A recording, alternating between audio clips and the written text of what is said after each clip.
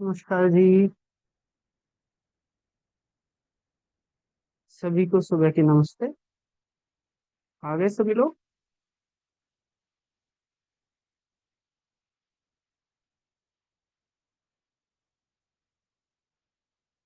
नमस्ते जी।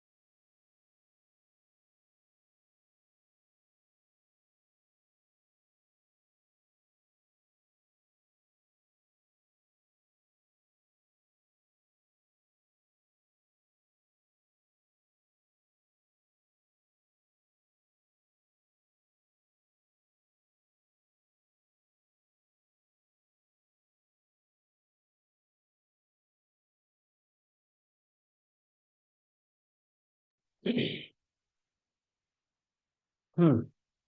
तो बताइए बच्चों, वेक्टर स्पेस पढ़कर आए हैं आप?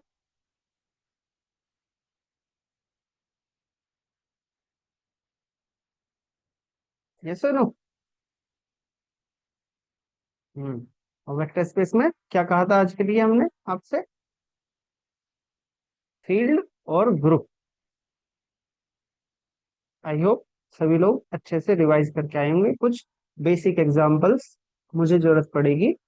हाँ, बाइनरी ऑपरेशन क्या होता है, एग्जिस्टेंस ऑफ इनवर्स क्या होता है, फील्ड फील्ड ही क्यों इंपॉर्टेंट होता है ना? फील्ड में क्या ऐसी स्पेशलिटी आ जाती है। यस, दीपिता म्यूट करो। सर कोसेट रिलेटेड कुछ था, रह गया था सिस्टम ऑफ इक्वेशन में जो आप समझाना चाहते थे, वो अभी समझाएंगे या वो अभी आगे आएगा? आगे आगे आगे बताऊंगा, है ना? अभी जब हम क्वेश्चन स्पेस की बात करेंगे ना, तो वहां पे आएगी वो वाली। ठीक है जी? क्योंकि यदि वो यहाँ पे समझाया ना, या वो बीच में कहीं भी समझा दिया, तो हो सकता है कि बहुत सारे लोगों को मुश्किल हो जाए, और फिर उन्हें ऐसा लगने लगे कि लीनियर तो वैसे ही मुश्किल हो गया अब, तो वो इसे भी छोड़ के भाग जाए।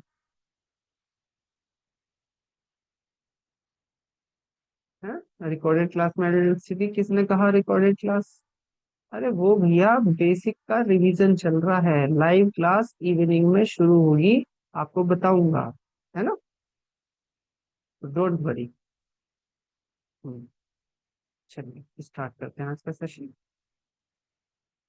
आज है हमारा डे 8, है ना? आज से मैं स्लाइड पे डे भी डालना शुरू कर दिया, क्योंकि जब मैं वापस से जाके ढूंढता हूँ ना कि कौन से दिन की पीपीटी शेयर करनी है, कौन से दिन की स्लाइड शेयर करनी है, तो गड़बड़ हो जाती है।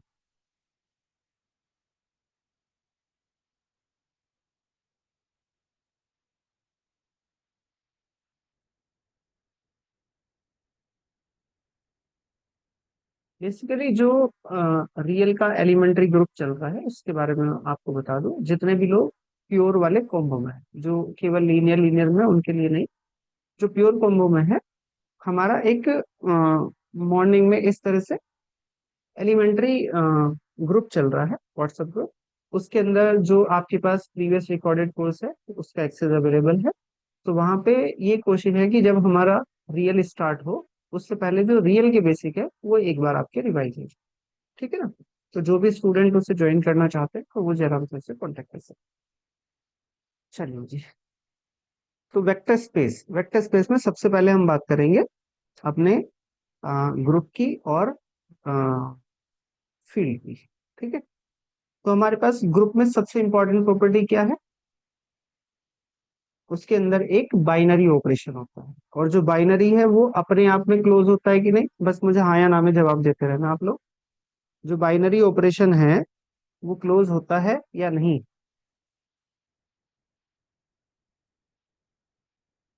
और क्लोज कहने का मतलब क्या है?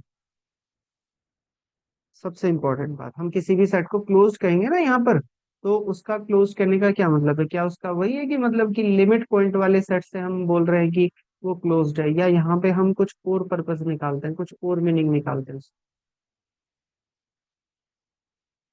जो भी हम यहाँ पे ऑपरेशन डिफाइन कर रहे हैं, उस ऑपरेशन को जब आप दो एलिमेंट पर डिफाइन करेंगे, तो बेसिकली किसी नॉन एम्प्टी सेट पर अप्लाई होते हैं ये ऑपरेशन।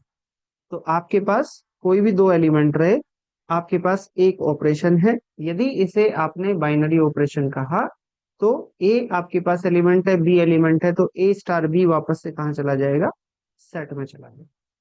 ठीक है? तो ये होती है हमारे पास, इसी को हम क्लोजर प्रॉपर्टी बोल देते हैं। फिर हमारे पास ग्रुप में एक आता है अबेलियन ग्रुप।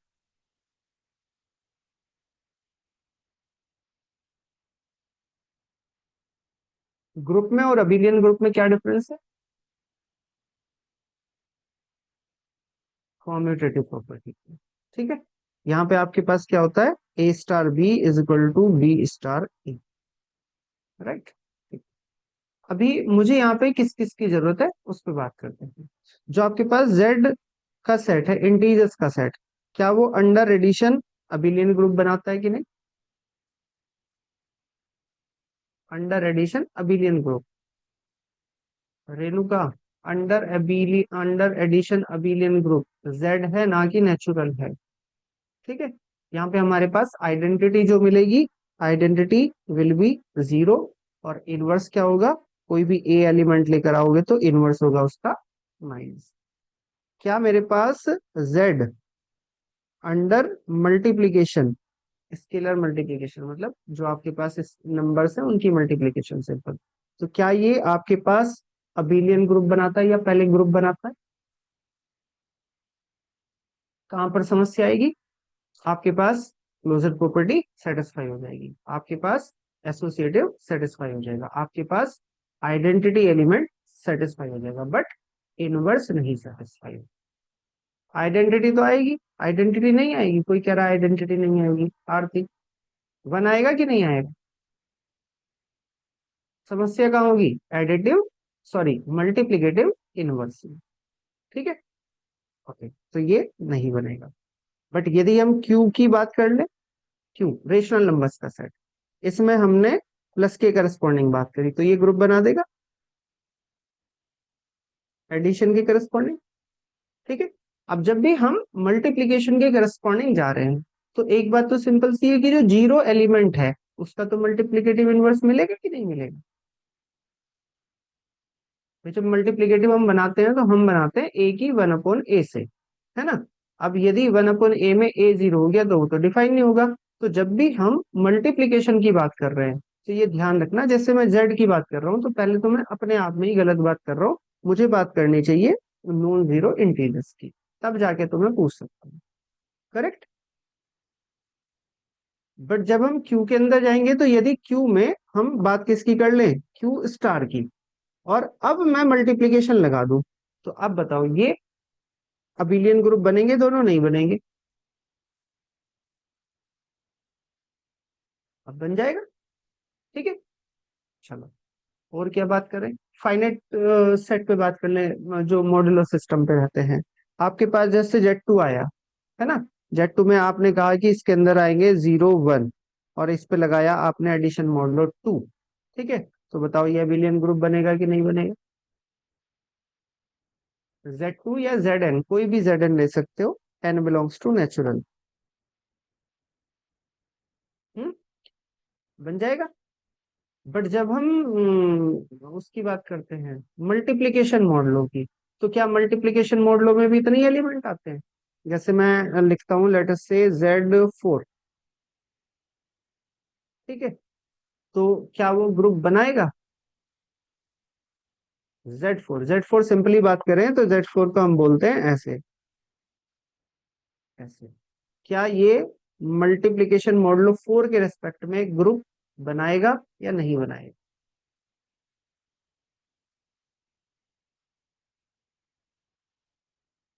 क्यों नहीं बनाएगा, बताओ?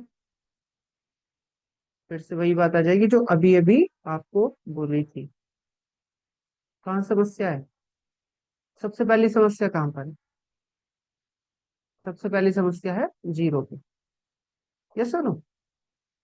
तो जब हम जेड एन डिफाइन करते हैं तो उस पे एडिशन मॉडलों पे तो काम हो जाता है, बट मल्टीप्लीकेशन मॉडलों पे काम नहीं होता। और मल्टीप्लीकेशन मॉडलों के लिए क्या सिंबल यूज करते हैं जब हम यही मॉड्यूलर सिस्टम लेकर चलते हैं? बताओ क्या डिफाइन करते हैं, सिंबल क्या है उसका? यूएन। यस और नो? जिसमें आप क्या बोलते हो, इसमें आप बोलते हो कि इसके अंदर जो एलिमेंट आएंगे वो कैसे आएंगे? एन के, एन के रिलेटिव प्राइम, है ना? तो अब जैसे मैंने फोर लिखा तो फोर में क्या आएगा, फोर में केवल वन और थ्री आएंगे। अब बना के देख लो, अब बनता है कि नहीं बनता है ग्रुप? सही है, ठीक है। बट हाँ हाँ, वो को प्राइम के लिए तो है, बट हम इस पे लगाएंगे तो मल्टीप्लीकेशन मॉडुलो फोर ही। मतलब मैं मल्टीप्लिकेशन मॉडुलो पे बात कर रहा हूँ कि मल्टीप्लिकेशन मॉडुलो में हम, ऐसा नहीं है कि जैसे एडिशन मॉडुलो में जेड एन डिफाइन कर देते हैं तो वहां पे आपका जेड एन ही काम करेगा। नहीं, कि बस आपने जेड एन बना दिया, ऑपरेशन आपका चेंज हो गया। ठीक है, आपके पास वहां पे सेट भी चेंज हो जाएगा, वहां पे आता है को प्राइम्स का। करेक्ट है, ठीक है जी।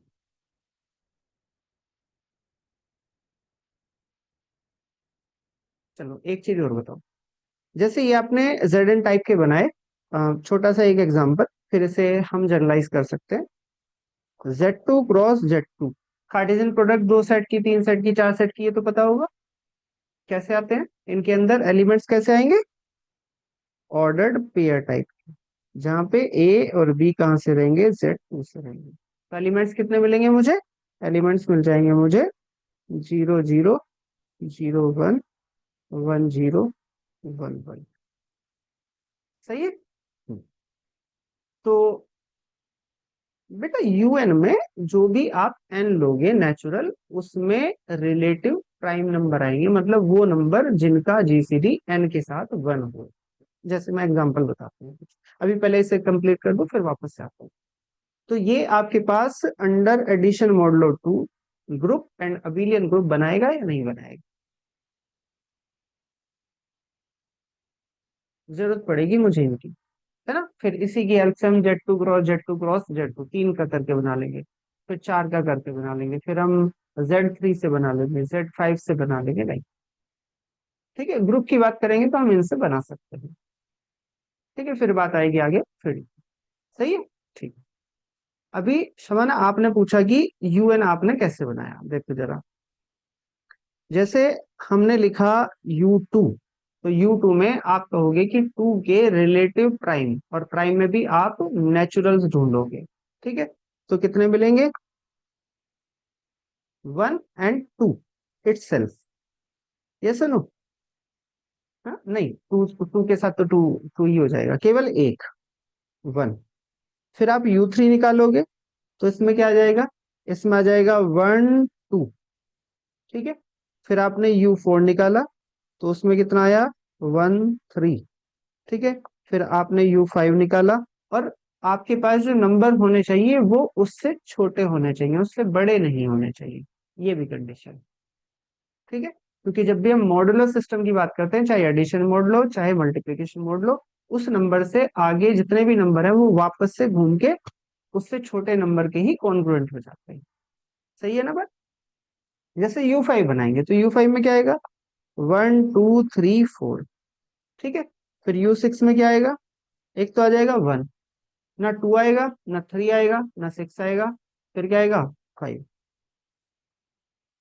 ठीक है, फिर आपने निकाला U7, तो 1 2 3 4 5 6।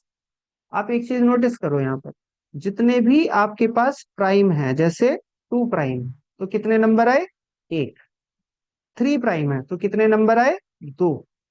5 प्राइम है तो कितने नंबर आए, 4। और 7 प्राइम है तो कितने नंबर आए, 6। और कहाँ तक के नंबर है, 1 से लेके P-1 तक के। सही है, तो मेरे पास कितने रिलेटिव प्राइम्स मिलेंगे, प्राइम के करस्पॉन्डिंग P-1। और जब मेरे पास ये कंपोजिट आ जाते हैं, तो फिर मुझे वहां पे देखना पड़ता है कि मेरे पास कितने मिलेंगे, उसका भी एक फॉर्मूला होता है, ऐसे फाई एन करके होता है ना, कितने रिलेटिव प्राइम मिलेंगे। यस नो, तो वहां से निकाल देते हैं। तो मुझे यहाँ पे बस इतना बताना है कि जब मैं मल्टीप्लीकेशन मॉडलों की बात कर रहा हूँ, एन मल्टीप्लीकेशन मॉडलों की बात कर रहा हूँ, तो वहां पे जेड एन काम नहीं करेगा, वहां पे यू एन काम करेगा, आइलर फाई फंक्शन में। ठीक है, ओके जी, और क्या बताना है, अब आ जाओ फील्ड पे। तो मेरे पास अबिलियन ग्रुप की डेफिनेशन आपको क्लियर है, अब फील्ड पे आइए। फील्ड में क्या होगा, सबसे पहले फील्ड में कितने बाइनरी ऑपरेशन होंगे, हाउ मेनी बाइनरी ऑपरेशन, 2। 4, अरे भैया कैसे करोगे, आरती तुम भी पता नहीं कहाँ से। दो बाइनरी ऑपरेशन, और दो बाइनरी ऑपरेशन हम कौन कौन से बोलते हैं, एक तो एडिशन और एक मल्टीप्लिकेशन, है ना। करेक्ट, ठीक है। फिर फील्ड होने के लिए आपके पास क्या क्या कंडीशन है, जिससे कि आपको याद रह जाए, वो 11-12 प्रॉपर्टी मिल जाएगी। इन्हें थोड़ा सा कॉम्पैक्ट करके बताओ। यदि मैं ये कहूँ कि मान लो कि आपने किसी ऐसे, अब जब भी मैं फील्ड की बात करूंगा, है ना, तो उसे एफ और इसे डबल कर दूंगा जिससे कि ये अलग से दिखाई दे। जैसे आपने देखा होगा क्यू पे दो ऐसे लगे रहते हैं, आर पे डबल लाइन लगी रहती है, सी पे अंदर की तरफ ऐसे लगा रहता है, नेचुरल में ये डबल लगा रहता है ना। तो ये सिंबल को रिप्रेजेंट करने का तरीका है। तो हमने कहा कि एफ मेरे पास एक फील्ड है और उसके पास एडिशन और मल्टीप्लीकेशन, मल्टीप्लीकेशन को डॉट से दिखा दिया। तो क्या कहता है कि ये क्या क्या कंडीशन सेटिस्फाई करेगा। पहली कंडीशन होगी एफ किसके साथ, एडिशन के साथ क्या बनाएगा, अबेलियन ग्रुप बनाएगा। ठीक है। और मल्टीप्लीकेशन के करस्पॉन्डिंग में, मल्टीप्लीकेशन के करस्पॉन्डिंग में क्या कहेंगे, एफ पे लगा देंगे स्टार, मतलब एफ के अंदर से जीरो निकाल देंगे। करेक्ट। जब भी स्टार लगा मिले तो उसका मतलब है नॉन जीरो एलिमेंट्स की बात हो रही है। इसके साथ ये फिर से क्या बनाएगा, अबेलियन ग्रुप। तो कितनी प्रॉपर्टी आ गई यहाँ पर, 5 और 5 10 प्रॉपर्टी। आपके पास 10 कह दो या फिर 8 कह दो, जिसने क्लोजर को ऐड कर रखा है उसकी हो जाएंगी 10, जिसने क्लोजर को ऐड नहीं करा उसकी हो जाएंगी 8। तो क्लोजर हो गया आपके पास, फिर एसोसिएटिव हो गया, फिर existence of identity, existence of inverse, और फिर उसके बाद कॉम्यूटेटिव। ठीक है। 5 आपकी एडिशन के लिए, 5 आपकी मल्टीप्लीकेशन के लिए। फिर आपके पास एडिशन और मल्टीप्लीकेशन के साथ कंबाइन प्रॉपर्टी आती है, और वो क्या आती है,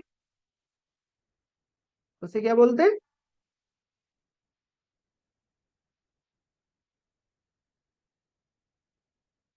डिस्ट्रीब्यूटिव। करेक्ट। वो बोलता है कि आपके पास एक एलिमेंट है, फिर आपने यहाँ पे लगाया मल्टीप्लीकेशन, फिर यहाँ पे कर दिया बी प्लस सी, तो ये कैसे डिस्ट्रीब्यूट होगा, ए इंटू बी प्लस के ए इंटू सी।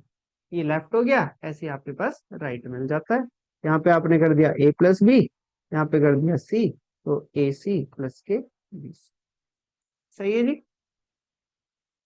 इतनी प्रॉपर्टी है, कुछ और बचा तो नहीं है।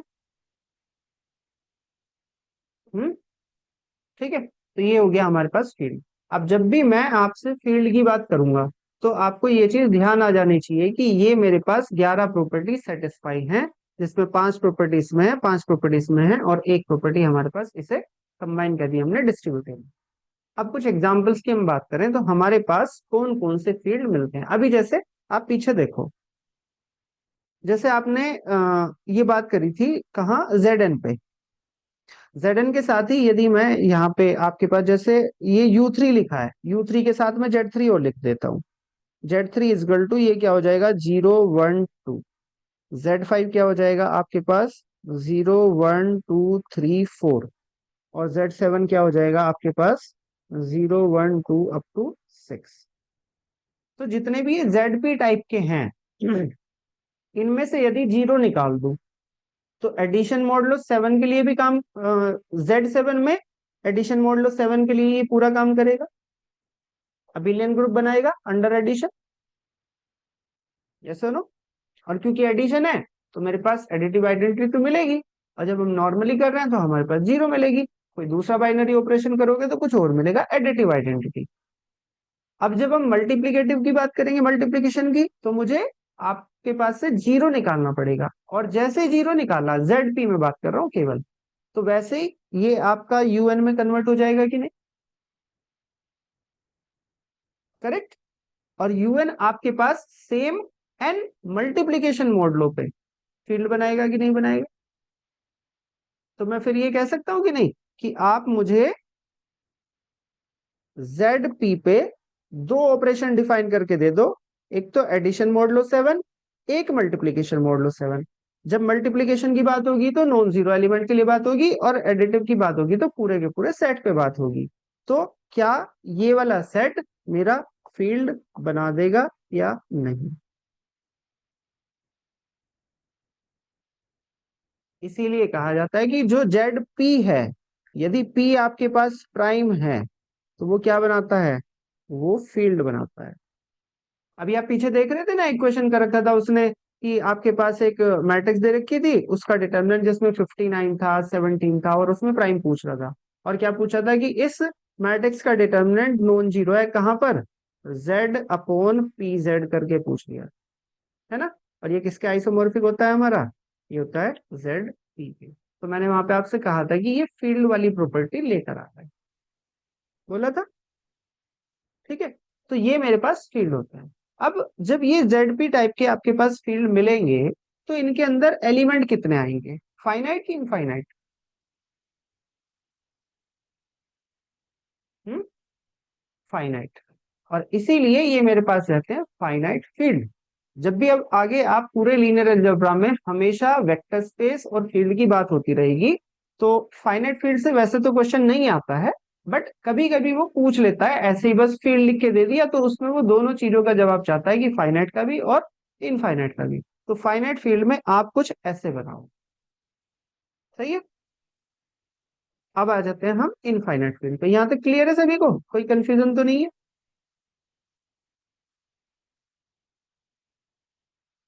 ठीक है। इससे आगे बढ़ते हैं। अब आते हैं इनफाइनाइट फील्ड पे। तो इनफाइनाइट फील्ड में हमारे पास सबसे पहला फील्ड क्या रहता है, रेशनल नंबर, ठीक है।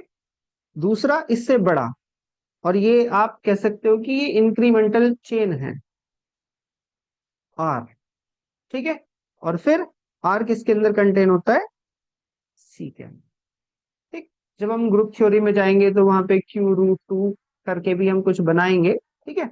बट उनकी अभी बात नहीं कर रहा हूँ, वो मेरा ग्रुप थ्योरी का और रिंग थ्योरी का पार्ट है, फील्ड थ्योरी का। अभी मुझे जरूरत है इनफाइनाइट फील्ड की, जो मेरे पास रिपीटेडली यूज होंगे, Q, R एंड C। तीनों के तीनों फील्ड है या नहीं। एवरी नॉन जीरो एलिमेंट का मल्टीप्लिकेटिव इनवर्स मिलेगा, एडिशन की तो हम बात पहले कर ही चुके हैं, ठीक है। और क्योंकि नंबर्स हैं आपके पास, रियल नंबर्स, रेशनल नंबर, इसमें हमें पता है कि डिस्ट्रीब्यूटिव लो होल्ड होता है, तो हमारे पास क्या बन गए, ये बन गए फील्ड। बट इन सारे फील्ड में कितने एलिमेंट है सबके अंदर, इनफाइनाइट एलिमेंट, ठीक है। बाकी हम यदि कार्डिनलिटी वाइज चले जाएं, तो हम इसे कह देंगे कि इसके पास तो अलिफ नोट कार्डिनलिटी है, काउंटेबल, और ये आपके पास कॉन्टिनम कार्डिनलिटी रखता है, और ये भी कॉन्टिनम कार्डिनलिटी रखता है, तो ये हमारे पास हो जाएंगे अनकाउंट, ठीक। चलिए जी, तो ये तो हो गया आपका बेसिक जो मुझे जरूरत थी। अब आते हैं वेक्टर स्पेस पर। जब हम वेक्टर स्पेस की डेफिनेशन पढ़ते हैं, तो जैसे हमने अभी ग्रुप पढ़ा, हमने फील्ड पढ़ा, तो सबसे पहले क्या था रिक्वायरमेंट, कि आपके पास एक नॉन एम्प्टी सेट, ठीक है, नॉन एम्प्टी।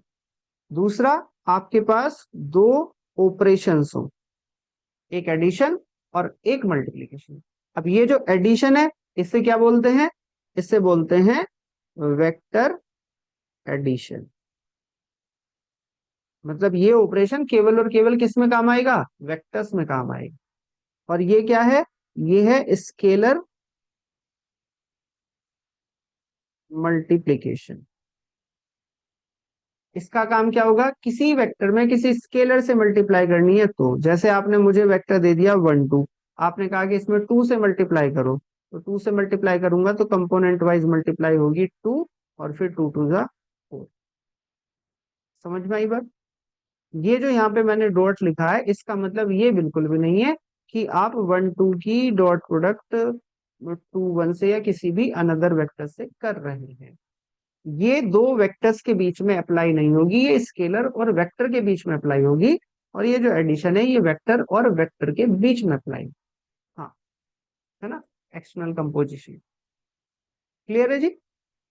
चलिए, फिर उसके बाद वो क्या बोलता है, क्या कंडीशन होनी चाहिए। जैसे आपने अभी बताया कि फील्ड के लिए 11 प्रॉपर्टी हैं, उन्हें आप छोटा करके 3 प्रॉपर्टी में लिख सकते हो कि एक में ग्रुप बना देगा, ऐसे ऐसे। तो इसके लिए हम क्या करें, क्या बोलता है वो,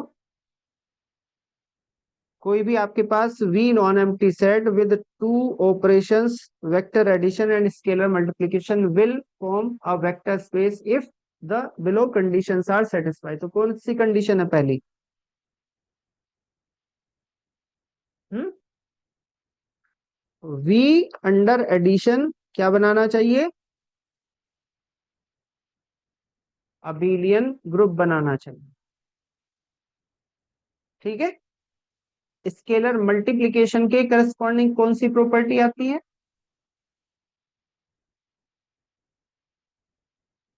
तो 5 प्रॉपर्टी तो यहां चली गई तुम्हारी। ठीक है। स्केलर मल्टीप्लिकेशन में सबसे पहली प्रॉपर्टी कौन सी आती है? कि वो स्केलर मल्टीप्लिकेशन के करस्पॉन्डिंग क्लोज्ड होना चाहिए।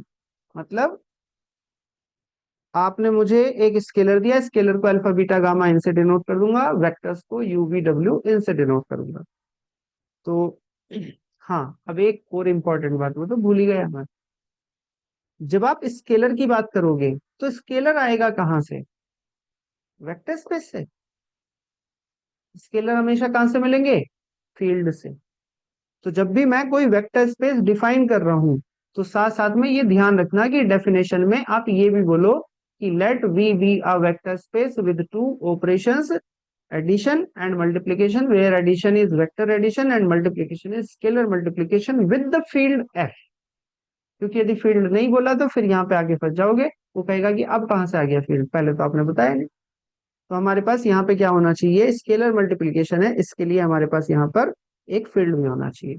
तो अल्फा लेकर आएगा वो एफ से, और वेक्टर्स लेकर आएगा वो आपके वेक्टर स्पेस से।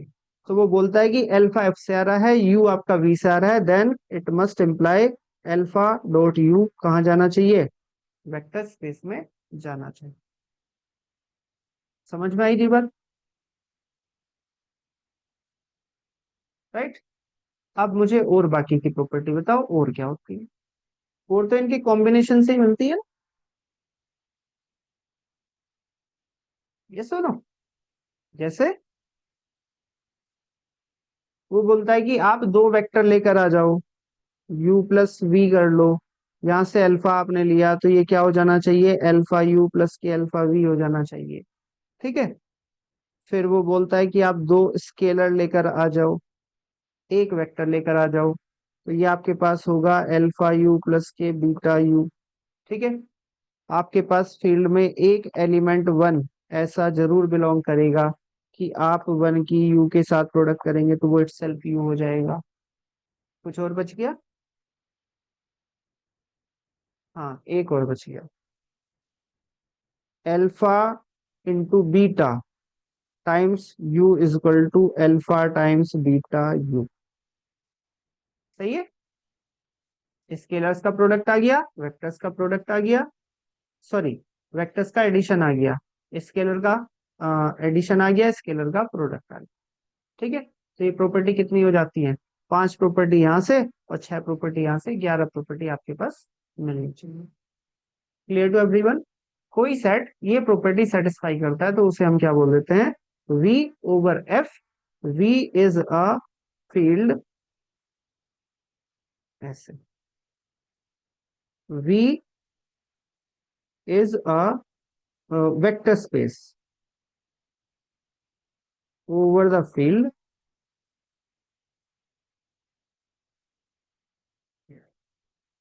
ठीक है जी। अब हम यहां से आगे जनरेट करेंगे इसके एग्जांपल। अभी ये इतनी सारी प्रॉपर्टी है, जैसे आपने वो पढ़ा होगा ना, ग्रुप के लिए टू स्टेप टेस्ट चेक करना, कि पहले ग्रुप से सब ग्रुप बनाया और सब ग्रुप के लिए फिर आपने टू स्टेप करा, और फिर आप मेजोरिटी 99.9% केस में जब भी आपके पास ग्रुप का कोई भी क्वेश्चन आता है तो आप उसमें वही टू स्टेप टेस्ट लगाते हो। सही है। ऐसे ही हमारे पास अभी टू स्टेप टेस्ट आ जाएगा कि किसी भी स्पेस को आपको चेक करना है, किसी भी सेट को, कि वो वेक्टर स्पेस है कि नहीं है, तो वो ये वाली कंडीशन सेटिस्फाई जरूर करना चाहिए। ठीक है। चलो जी, हमारे पास कुछ standard example of vector space.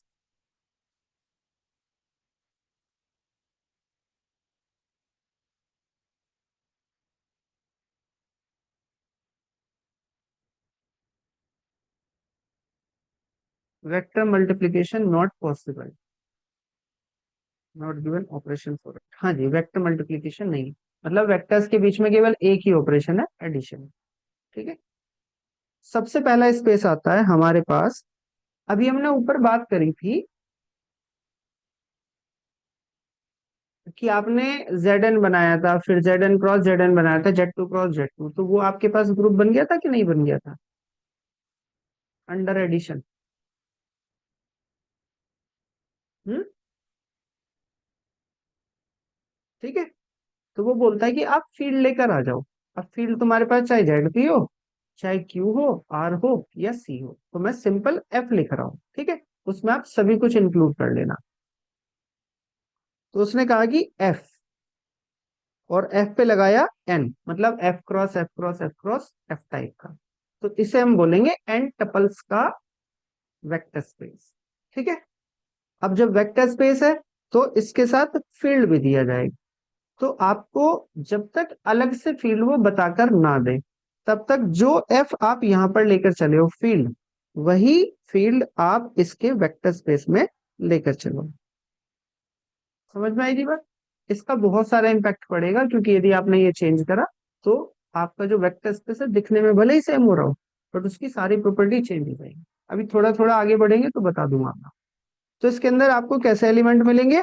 इसके अंदर मिलेंगे आपको एन टपल के element alpha one alpha two and so on alpha n, जहां पे अल्फा आइज कहाँ से आ रहे हैं? आपके एफ से आ रहे हैं। तो ये आपके पास क्या बनेगा? एक वेक्टर स्पेस बन जाएगा। ठीक है। दूसरा वेक्टर स्पेस आता है हमारे पास मैट्रिसेस। कैसे डिनोट करेंगे? एम। जो भी साइज आपको चाहिए वो वाला साइज ले लो। बट जब आप मैट्रिक्स लेकर आओगे तो मैट्रिक्स तो आपके पास वैरायटी की मिलती है, जैसे इंटीजर मैट्रिक्स मिल गई, रेशनल नंबर की मैट्रिक्स मिल गई, रियल नंबर की मिल गई, कॉम्प्लेक्स की मिल गई, रेशनल की मिल गई, है ना? सही बात है या नहीं? अब एक चीज नोटिस करना आप, जब आप फील्ड का कोई भी स्केलर लेकर आओगे, वो किससे मल्टीप्लाई होगा? वेक्टर के कंपोनेंट से होगा कि नहीं? करेक्ट। और यदि आपके पास वेक्टर का कंपोनेंट और फील्ड दोनों सेम हो, तो मल्टीप्लीकेशन में कोई समस्या तो नहीं होनी, वापस से एफ में ही चला जाएगा। करेक्ट। बट यदि आपके पास जो कंपोनेंट है, मतलब जो वेक्टर के कंपोनेंट है, वो तो कहीं और से आ रहे हो और फील्ड कहीं और से आ रहा हो, तो जब स्केलर मल्टीप्लीकेशन करोगे तब समस्या हो सकती है कि नहीं हो सकती? है ना? जैसे आपने कहा कि जी हम मैट्रिक्स तो लेकर आ गए, या हम एन टपल तो लेकर आ गए इंटीजर्स के, और फील्ड लेकर आ गए रियल का। अब इंटीजर में मल्टीप्लाई करोगे किसी रूट टू की, मान लो रियल का लेकर आए हैं, तो रूट टू इंटू नेचुरल या इंटीजर, अब वो तो नहीं बनता फिर वापस से इंटीजर, तो वो तो आपके वेक्टर स्पेस वाले सेट में नहीं दिखाई देगा। ठीक है। तो यहाँ पे इसीलिए इस वाली समस्या से बचने के लिए, जब मैं एम मैट्रिक्स लेकर चल रहा हूं एम क्रॉस एन की, तो इसके एलिमेंट मैं किसी ना किसी फील्ड से लूंगा, और जिस फील्ड से इसके एलिमेंट लूंगा वही फील्ड इस वेक्टर स्पेस के लिए कंसीडर करूंगा। ये बात समझ में आ रही है? जो मेरे पास ए आई जे हैं वो भी एफ से हैं, और जो मेरे पास फील्ड है वो भी एफ है। राइट। तो फिर कहूंगा कि ये वाला सेट भी वेक्टर स्पेस बना देगा, क्योंकि इसमें हम सेम साइज की मैट्रिक्स का एडिशन करेंगे। अब यहाँ पे एक चीज और देख लेना, आपको कभी लग रहा होगी सर हम वेक्टर्स का मल्टीप्लीकेशन तो कर सकते हैं। अब यदि मैं एम क्रॉस एन की मैट्रिक्स लूं और एम और एन डिफरेंट हो, तो वेक्टर का एडिशन पॉसिबल है कि मल्टीप्लीकेशन पॉसिबल है? हम्म। केवल एडिशन होगा ना, मल्टीप्लीकेशन हुआ तो एम को एन के या तो बराबर होना पड़ेगा, और यदि नहीं हुआ तो फिर तो नहीं होगा। तो हमारा इन जनरल मल्टीप्लीकेशन की बात नहीं कर रहे हैं, हम केवल और केवल वेक्टर एडिशन की बात कर रहे हैं। इसीलिए यहाँ पे मैं डिफरेंट साइज की मैट्रिक्स लूं, या मैं स्क्वायर मैट्रिक्स लूं या रेक्टेंगुलर लूं, कैसी मैट्रिक्स ले लूं, बस क्या होना चाहिए? उस पूरे सेट में सेम साइज की मैट्रिक्स होनी चाहिए। ऐसा नहीं कर सकता कि सभी मैट्रिसेस का कलेक्शन लिया, क्या सभी मैट्रिसेस का कलेक्शन वेक्टर स्पेस बनाएगा? आपने उसमें वन क्रॉस वन की भी रख ली, वन क्रॉस टू की भी रख ली, टू क्रॉस टू की भी रख ली, टू क्रॉस थ्री की भी रख ली, वेक्टर एडिशन पॉसिबल होगा? नहीं। ठीक है। तो आपके पास ये भी क्या बनता है? एक, इसे बोलते हैं आप स्पेस ऑफ मैट्रिसेस। और जिस टर्म के साथ भी आपका स्पेस लग जाएगा ना, तो ध्यान रखना वो वेक्टर स्पेस बन जाएगा। जैसे अभी कल हम एक क्वेश्चन सॉल्व कर रहे थे जिसमें 1 + 2s 2 + 3s 3 + 4s दे रखा था, और उसने वहां पे लिखा था कि space of all solution. But मैंने वहां पे आपको मना करा था कि स्पेस ना पढ़ के इसे कलेक्शन ऑफ ऑल सॉल्यूशन पढ़ लो। ठीक है, रीजन वही था कि वो अदरवाइज वेक्टर स्पेस बनना चाहिए। ठीक है, फिर तीसरा आता है हमारे पास Pn(x). इसे वो कैसे डिनोट करता है? वो बोलता है, अब इसे बोलने का और लिखने का बड़ा अटपटा सा तरीका है ना? देखिएगा क्या मिलेगा। हाँ जी, प्रभात जी बताइए। सर एक डाउट है मेरा, जैसे सर हम लोग ये एडिशन ले रहे हैं, यूजुअल एडिशन m×n मैट्रिक्स में, सर दो हम्म। डिफरेंट ऑर्डर की मैट्रिक्स तो ऐड होंगी नहीं। और सर हम पूरा हाँ, मैट्रिक्स तो हम स्पेस कंसीडर करते हैं कि यहाँ पे पूरा या m×n। M×n कहा है तो ये आपका साइज को डिनोट नहीं कर रहा? क्या ये कहा गया है कि फॉर ऑल mn? बोलो। तो सर यहाँ पे हम लोग को ये फिक्स करना पड़ेगा ना, ये बोलना पड़ेगा साथ में कि यहाँ के m और n हमारे फिक्स हैं। बाबूजी, जब हम कभी भी ऐसा लिखते हैं ना कि m M×n, इसका मतलब होता है इसी साइज की मैट्रिक्स। ठीक है, ओके इस सर। सेट के अंदर जो मैट्रिक्स आएगी, लेट से आपने कहा कि आपके पास एक मैट्रिक्स है, इसे आपने ए बोल दिया, एक मैट्रिक्स बी बोल दिया, तो ये भी M×n की होगी, ये भी M×n की होगी। ऐड कर सकते हो कि नहीं? हम्म। ठीक सर, समझ गया, वो जनरल नहीं है। अभी इस वाले में तुम्हें समझ में आ जाएगा कि ये जब भी मैं यहाँ पर कुछ लिख रहा हूँ, क्या वो किसी पर्टिकुलर को ही इंसिस्ट कर रहा है या वो सभी के लिए बात कर रहा है। जब सभी के लिए बात करेगा तो फिर वो ऐसे नहीं लिखेगा, फिर तो बस वो कह देगा कि M is the collection of all matters. ठीक सर। करेक्ट जी। अच्छा, समझ तो Pn(x) लिखने का तरीका क्या है? लिखने का तरीका कुछ ऐसा है कि जी इसके अंदर जो पॉलिनोमियल आएगा वो आएगा a0 प्लस के a1x and up to Son an(x⁻n). अब इस चीज को आप पता हर जगह ध्यान रखना। अब जैसे आप कोई भी पॉलिनोमियल लेकर आए तो पॉलिनोमियल किससे डिसाइड होगा? a0 a1 a2 an से कि वो कैसा है, या x से डिसाइड होगा? जैसे मैं आपसे पूछूं कि 1 + के x², ये कैसा पॉलिनोमियल? ये इंटीजर है या रियल है या ये complex polynomial? This is real polynomial और complex, depends on the root और depends on the coefficient. Complex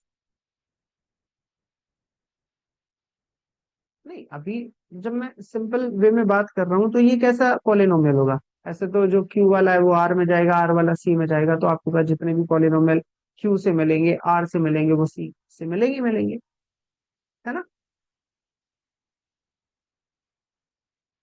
but यदि मैं कह रहा हूं कि एक कॉम्प्लेक्स पॉलिनोमियल है, तो वो कॉम्प्लेक्स पॉलिनोमियल क्यों होगा? कोफिशिएंट से या रूट से? वो होगा कोफिशिएंट से। रूट कहाँ से आ रहे हैं मुझे इससे कोई मतलब नहीं। ठीक है, वो तो पॉलिनोमियल की अपनी प्रॉपर्टी है। बट किसी पॉलिनोमियल को, इसीलिए तो आप बोलते हो कि रियल पॉलिनोमियल के पास यदि कॉम्प्लेक्स रूट होंगे तो वो कॉम्प्लेक्स कॉन्जुगेट में आएंगे। क्यों? क्योंकि जब जेड आएगा तो जेड बार आएगा, और जेड की जेड बार से करोगे प्रोडक्ट तो वो आपके पास कैसा मिलेगा? वो आ जाएगा रियल। और जब जेड में जेड बार ऐड करोगे तो वो भी रियल होगा। ठीक है, तो जब मैं यहाँ पे कोफिशिएंट लेकर आ रहा हूं तो कोफिशिएंट किसी ना किसी फील्ड से आएंगे। फिर तुम स्केलर लेकर आओगे तो वो भी आपके पास किसी फील्ड से आएगा। तो फिर से मैं यही कहूंगा कि Pn आपके पास जैसा पॉलिनोमियल है, आपने कहा कि ये मेरे पास रेशनल पॉलिनोमियल है। अब रेशनल पॉलिनोमियल को इंटीजर भी बोल दिया जाता है। क्यों?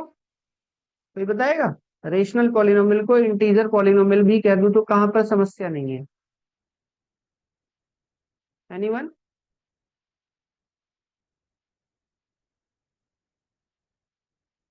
बताओ भाई, हैंड रेस करो।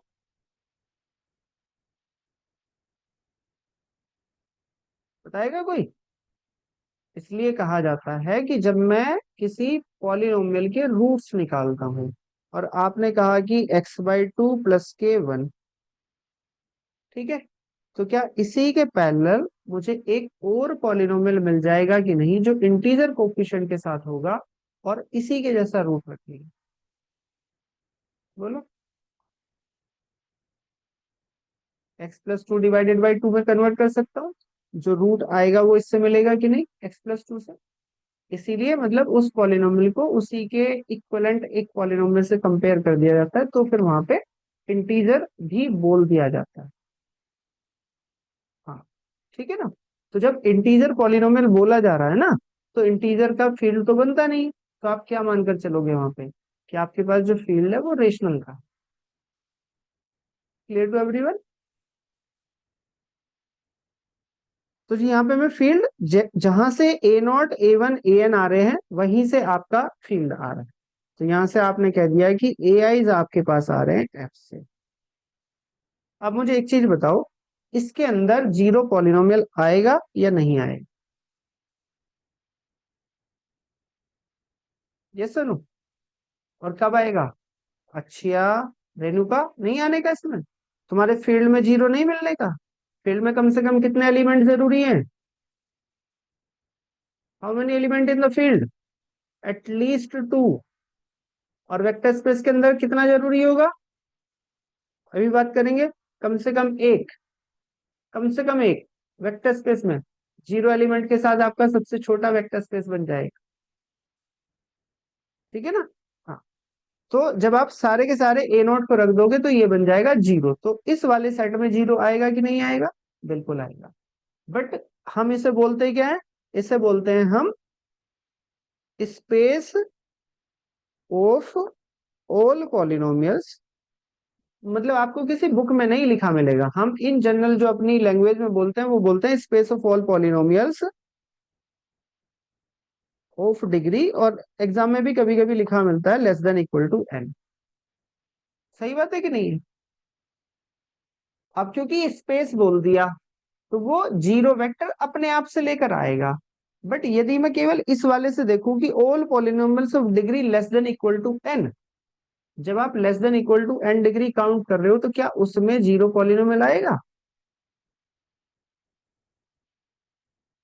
बोलो। डिग्री में जीरो पॉलिनोमियल की डिग्री डिफाइन कर पाओगे आप? क्योंकि यहां तो उसने डिग्री कह दी कि डिग्री n या n से कम रहनी चाहिए। इसीलिए आपने देखा होगा अभी पिछले 1-2 साल के पैटर्न में, चाहे वो IIT जैम का हो, गेट का हो, नेट का हो, जब वो PN लिखता है तो वो बोलता है कि this is the collection of all polynomials of degree n with zero polynomial.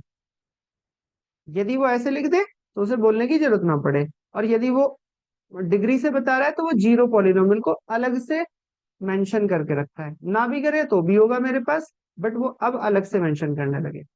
Point समझ में आया? हाँ जी। यदि मैं केवल ये कहूं कि अप टू n डिग्री के पॉलिनोमियल्स का कलेक्शन, ध्यान से सुनिएगा, up to n degree polynomials का कलेक्शन क्या वेक्टर स्पेस बनाएगा?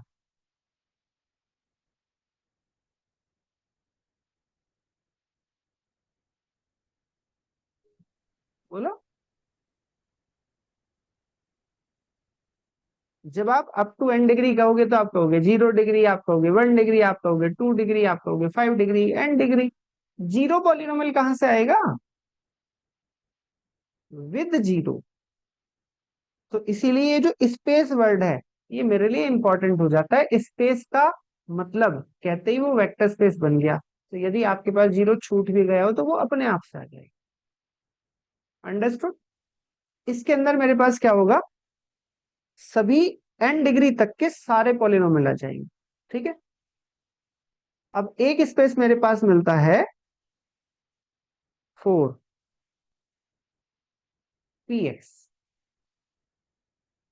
इसमें मेरे पास n डिग्री तक के सभी पॉलिनोमियल आते हैं इंक्लूडिंग जीरो पॉलिनोमियल, ये मुझे बोलना पड़ेगा। जबकि px में वो क्या बोलता है?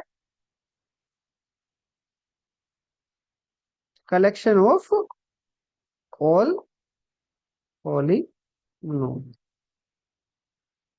इसमें जीरो वीरो कहने की चक्कर ही नहीं। जब आपने सारे के सारे पॉलिनोमियल ले लिए तो बताओ जीरो पॉलिनोमियल आ जाएगा कि नहीं आ जाएगा? ठीक है, क्या इसमें कोई डिग्री रेस्ट्रिक्ट है? पर बात अब देखो यहाँ पर, जब तुम Pn की बात करोगे तो उसमें तुम P2 की बात करोगे, P3 की बात करोगे, P4 की बात करोगे। बट जब Px की बात करोगे तो क्या यहाँ पे 2 3 4 कहीं पे कोई रेस्ट्रिक्शन है? या इसमें आप जो भी n ले दो, ठीक है, कि सर n की वैल्यू 100, तो 100 डिग्री तक का यहाँ पर पॉलिनोमियल आ जाएंगे। आपको 200 तो वो भी इसमें होंगे, 1000 वो भी इसमें होंगे। मतलब दुनिया में जितने पॉलिनोमियल हो सकते हैं जितने डिग्री के भी, वो सब इसके अंदर, इंक्लूडिंग जीरो पॉलिनोमियल। ठीक है, तो ये हमारे पास बनता है Pnx और ये बनता है आपके पास Px। Clear to everyone? फिर इसके बाद क्या आता है? फंक्शंस का स्पेस आता है। ठीक है, आपने मुझे क्या करा, एक सेट दिया V, और आपने मुझे यहां पर दे दिया कोई फील्ड, और बोला कि इस V से लेके F तक जितने भी फंक्शंस बनते हैं उनका कलेक्शन बना लो।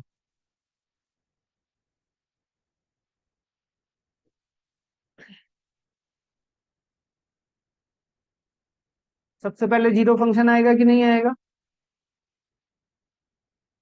आइडेंटिटी फंक्शन होगा, ये सुनो।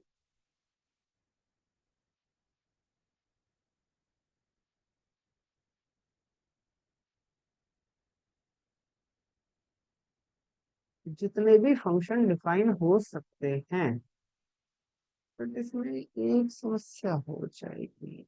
वी से एफ पे कर दूं तो ठीक है, वी से एफ पे ही कर रहा हूं मैं, है ना? वी से एफ पे करते हैं। तो यहाँ पे मेरे पास जो भी फंक्शन मिलता है, कुल मिला के बात है फंक्शंस के स्पेस की। जैसे डिफरेंशिएबल फंक्शंस का स्पेस ले लिया आपने, आपने इंटीग्रेबल फंक्शंस का स्पेस ले लिया, आपने कॉन्टिन्यूस फंक्शंस का स्पेस ले लिया, आपने कांस्टेंट फंक्शन का स्पेस ले लिया। ठीक है, तो इस तरह से वो जो वेक्टर स्पेस आपने देखा होगा ना, कि आपसे ऐसा बोल दिया जाता है कि वी इज स्पैन, और यहाँ पे अभी जैसे हाल फिलहाल में आया हुआ है कि साइन एक्स और साइन स्क्वायर एक्स और कॉस एक्स, इनसे आपने एक वेक्टर स्पेस बना दिया, है ना? तो ये क्या है? ये आपके पास फंक्शंस के स्पेस, करेक्ट? तो वो हमारे पास जैसे पॉलिनोमियल्स का है, ये भी एक continuous differentiable and even infinite infinite time differentiable functions का स्पेस है। तो हमारे पास एक ये मिला। अब इसके बाद हमारे पास कुछ वेक्टर स्पेस और मिलते हैं with the help of field. ठीक है, और यहां पे मेरे पास ये हो जाते हैं सबसे इंपॉर्टेंट। जैसे आप बोल दो यहाँ पे, ऐसा लिख दो, space of functions, vector space of functions. ठीक है, इसमें आपके कॉन्टिन्यूस आ जाते हैं, डिफरेंशिएबल आ जाते हैं, पोल फंक्शंस आ जाते हैं, ऐसे। ठीक, अब वो यहां पर आपसे बोल रहा है कि आपके पास एक फील्ड है और एक इस फील्ड का सब फील्ड है। मान लो उसे कह दिया एस, तो वो कह रहा है कि फील्ड ओवर सब फील्ड, ये क्या बन जाता है? वेक्टर स्पेस बन जाता है। ठीक है, एक बात और बताओ, जब तुम ग्रुप बनाते हो, उससे सब ग्रुप बनाते हो, फील्ड बनाते हो, उससे सब फील्ड बनाते हो, तो जो ऑपरेशन तुम्हारे ग्रुप वाले सेट पे चल रहे थे, जो मेन ग्रुप पे चल रहे थे, उसी ऑपरेशन के साथ बनाते हो या फिर ऑपरेशन भी चेंज कर लेते हो? जनरली फील्ड में भी जब आप सब फील्ड बनाते हो तो सेम के साथ बनाते हो या चेंज कर लेते हो? सेम लेकर चलता है ना? ठीक, अभी मैं क्यों पूछ रहा हूँ उसका भी जवाब दूंगा। तो उसने कहा कि आपने एक फील्ड लिया और फिर उसका सब फील्ड लिया, तो एफ ओवर एस एक वेक्टर स्पेस बन जाएगा। अभी मेरे पास जैसे कोई भी आपने फील्ड दिया, उसका सब फील्ड की बात कर रहा हूं मैं। इटसेल्फ सब फील्ड होगा कि नहीं होगा? कोई भी फील्ड अपने आप का सब फील्ड होगा कि नहीं होगा? होगा। तो यहां से क्या पता चला कि आपके पास एफ ओवर एफ तो वेक्टर स्पेस बनेगा। F over F vector space बनेगा, इसका मतलब क्या हुआ? आपके पास Z P over Z P ये वेक्टर स्पेस बनेगा। आपके पास क्यू ओवर क्यू ये वेक्टर स्पेस बनेगा। आर ओवर आर ये वेक्टर स्पेस बनेगा। और सी ओवर सी ये भी वेक्टर स्पेस बनेगा। सही है। और ये जितने भी वेक्टर स्पेस है ना, इनकी प्रॉपर्टी सबकी लगभग सेम मिलेगी। हाँ, बस एक सेंस में कि ये आपके पास फाइनाइट है और ये सब कैसे हैं? ये सब इनफाइनाइट। ठीक है। अब बात करते हैं सब फील्ड की। तो क्यू के पास कोई सब फील्ड है क्यू से छोटा? बोलो, क्यू के पास कोई सब फील्ड मिलेगा? आर के पास बताओ चलो। आर के पास क्यू है या नहीं है? आर के पास आर भी है, आर के पास क्यू भी है। सी के पास सी है, सी के पास आर है, और सी के पास क्यू है। क्यू के पास केवल क्यू है। सबसेट की भी बात करें और सबसेट होने के बाद वो फील्ड भी बने विद द सेम ऑपरेशंस। तो मेरे पास आर ओवर क्यू ये वेक्टर स्पेस बन जाएगा कि नहीं? मेरे पास यहाँ पे सी ओवर आर और सी ओवर क्यू ये वेक्टर स्पेस बन जाएंगे कि नहीं? ठीक है। अब आते हैं जेड पी पे। अब जेड पी में क्या होता है, बच्चों को डाउट कि सर जैसे आपने Z5 लिया, तो Z5 में क्या मिला? 0 1 2 3 4। ठीक है। अब इसका यदि सब फील्ड बनाना है तो मतलब यदि फील्ड की बात होती तो U5 में आपके 1 2 3 4 आ जाते हैं। और फिर आप कहते हैं कि सर क्योंकि जेड पी फील्ड बनाता है तो फिर तो Z2 लिख लो, उसमें 0 1 2 आ जाएगा और जो आपके पास 1 2 है वो फील्ड बना देंगे। ये इसका सबसेट है ना? Z2 is a subset of Z5 and Z2 itself is a field, Z5 itself is a field। तो क्या Z2 को Z5 का सब फील्ड कह दिया जाए? No sir, binary operation change. Binary operations आपके चेंज हो गए। तो जब भी आप फाइनाइट में जाओगे ना, तो आप बड़े ध्यान से देखना कि जो भी आपने सबसेट लिया है वो सेम बाइनरी ऑपरेशन के साथ काम कर रहा है कि नहीं कर रहा। यहाँ पे तो मुझे ज्यादा चक्कर ही नहीं है क्योंकि क्यू में आर में सी में सेम टाइप के ऑपरेशन है, प्लस का और मल्टीप्लीकेशन का, तो वो तीनों में काम करता है। ठीक है। बट यहाँ पे आप जेड पी को जेड पी के साथ ही लेकर चलेंगे। सही। कहीं आपको कोई मिल जाए तो उसे आप बना सकते हैं। फिर इसी की हेल्प से आगे, अभी जैसे हमने सबसे पहले वाला बनाया था उसके अंदर हमने क्या करा था? उसमें हमने F cross F cross F करा था कि नहीं करा था? राइट। तो उसमें बेसिकली एन की वैल्यू 1 लेने से यही वाले बन जाते कि नहीं बन जाते? यही वाले जो अभी अभी लिखे हैं। बोलो हाँ या ना।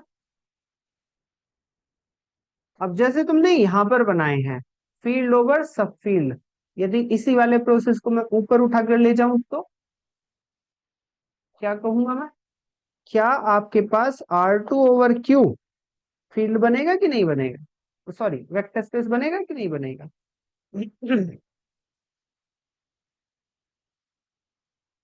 बन जाएगा। ऐसे ही आपके पास C2/R वेक्टर स्पेस बन जाएगा कि नहीं? ये भी बन जाएगा, है ना? ऐसे ही आपके पास C2/Q वेक्टर स्पेस बन जाएगा कि नहीं? ये भी बन जाएगा। फिर आप इसे जनरलाइज कर दो, CN मतलब ऐसा कर दो कि जी FN, जहाँ पे F आपके पास फील्ड है और यहाँ पे आप कोई सब फील्ड लेकर आ जाओ तो ये वेक्टर स्पेस बनेगा कि नहीं बनेगा? बन जाएगा। ये एक और ध्यान रखो। हाँ। अब बोलो सर अंकिता। मुझे एक चीज पूछनी है जब अ, हाँ सर। हेलो। हम्म, हाँ हाँ, बोलिए बोलिए। सर Z2 क्रॉस Z5 है, अगर सेम फील्ड भी ले रहे हैं तो क्या वेक्टर स्पेस बनेगा ये? नहीं, आपका जो फील्ड, क्या ये जी। जो आपके पास Z5 है इसमें आया 0 1 2 3 4, इसमें बाइनरी ऑपरेशंस क्या हैं? मॉड्यूलो 5। मॉडुलो 5। और जब आपने Z2 लिखा उस पे मॉड्यूलो 2।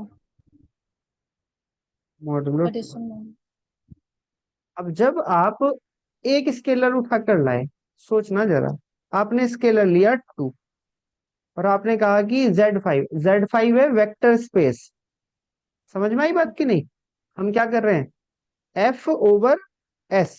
ये जो F है ये भले ही फील्ड है अपने आप में, बट इसके एलिमेंट को हम क्या कहेंगे, वेक्टर्स।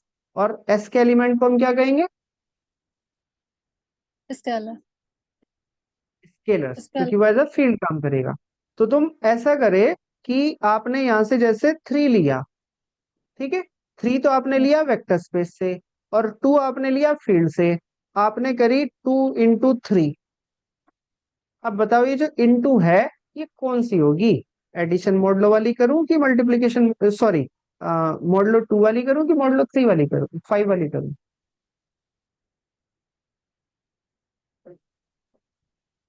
बोलो। सर नहीं, सर नहीं होगा मॉडुलो ये। 5 वाली, क्योंकि वो बड़े वाले के बाहर,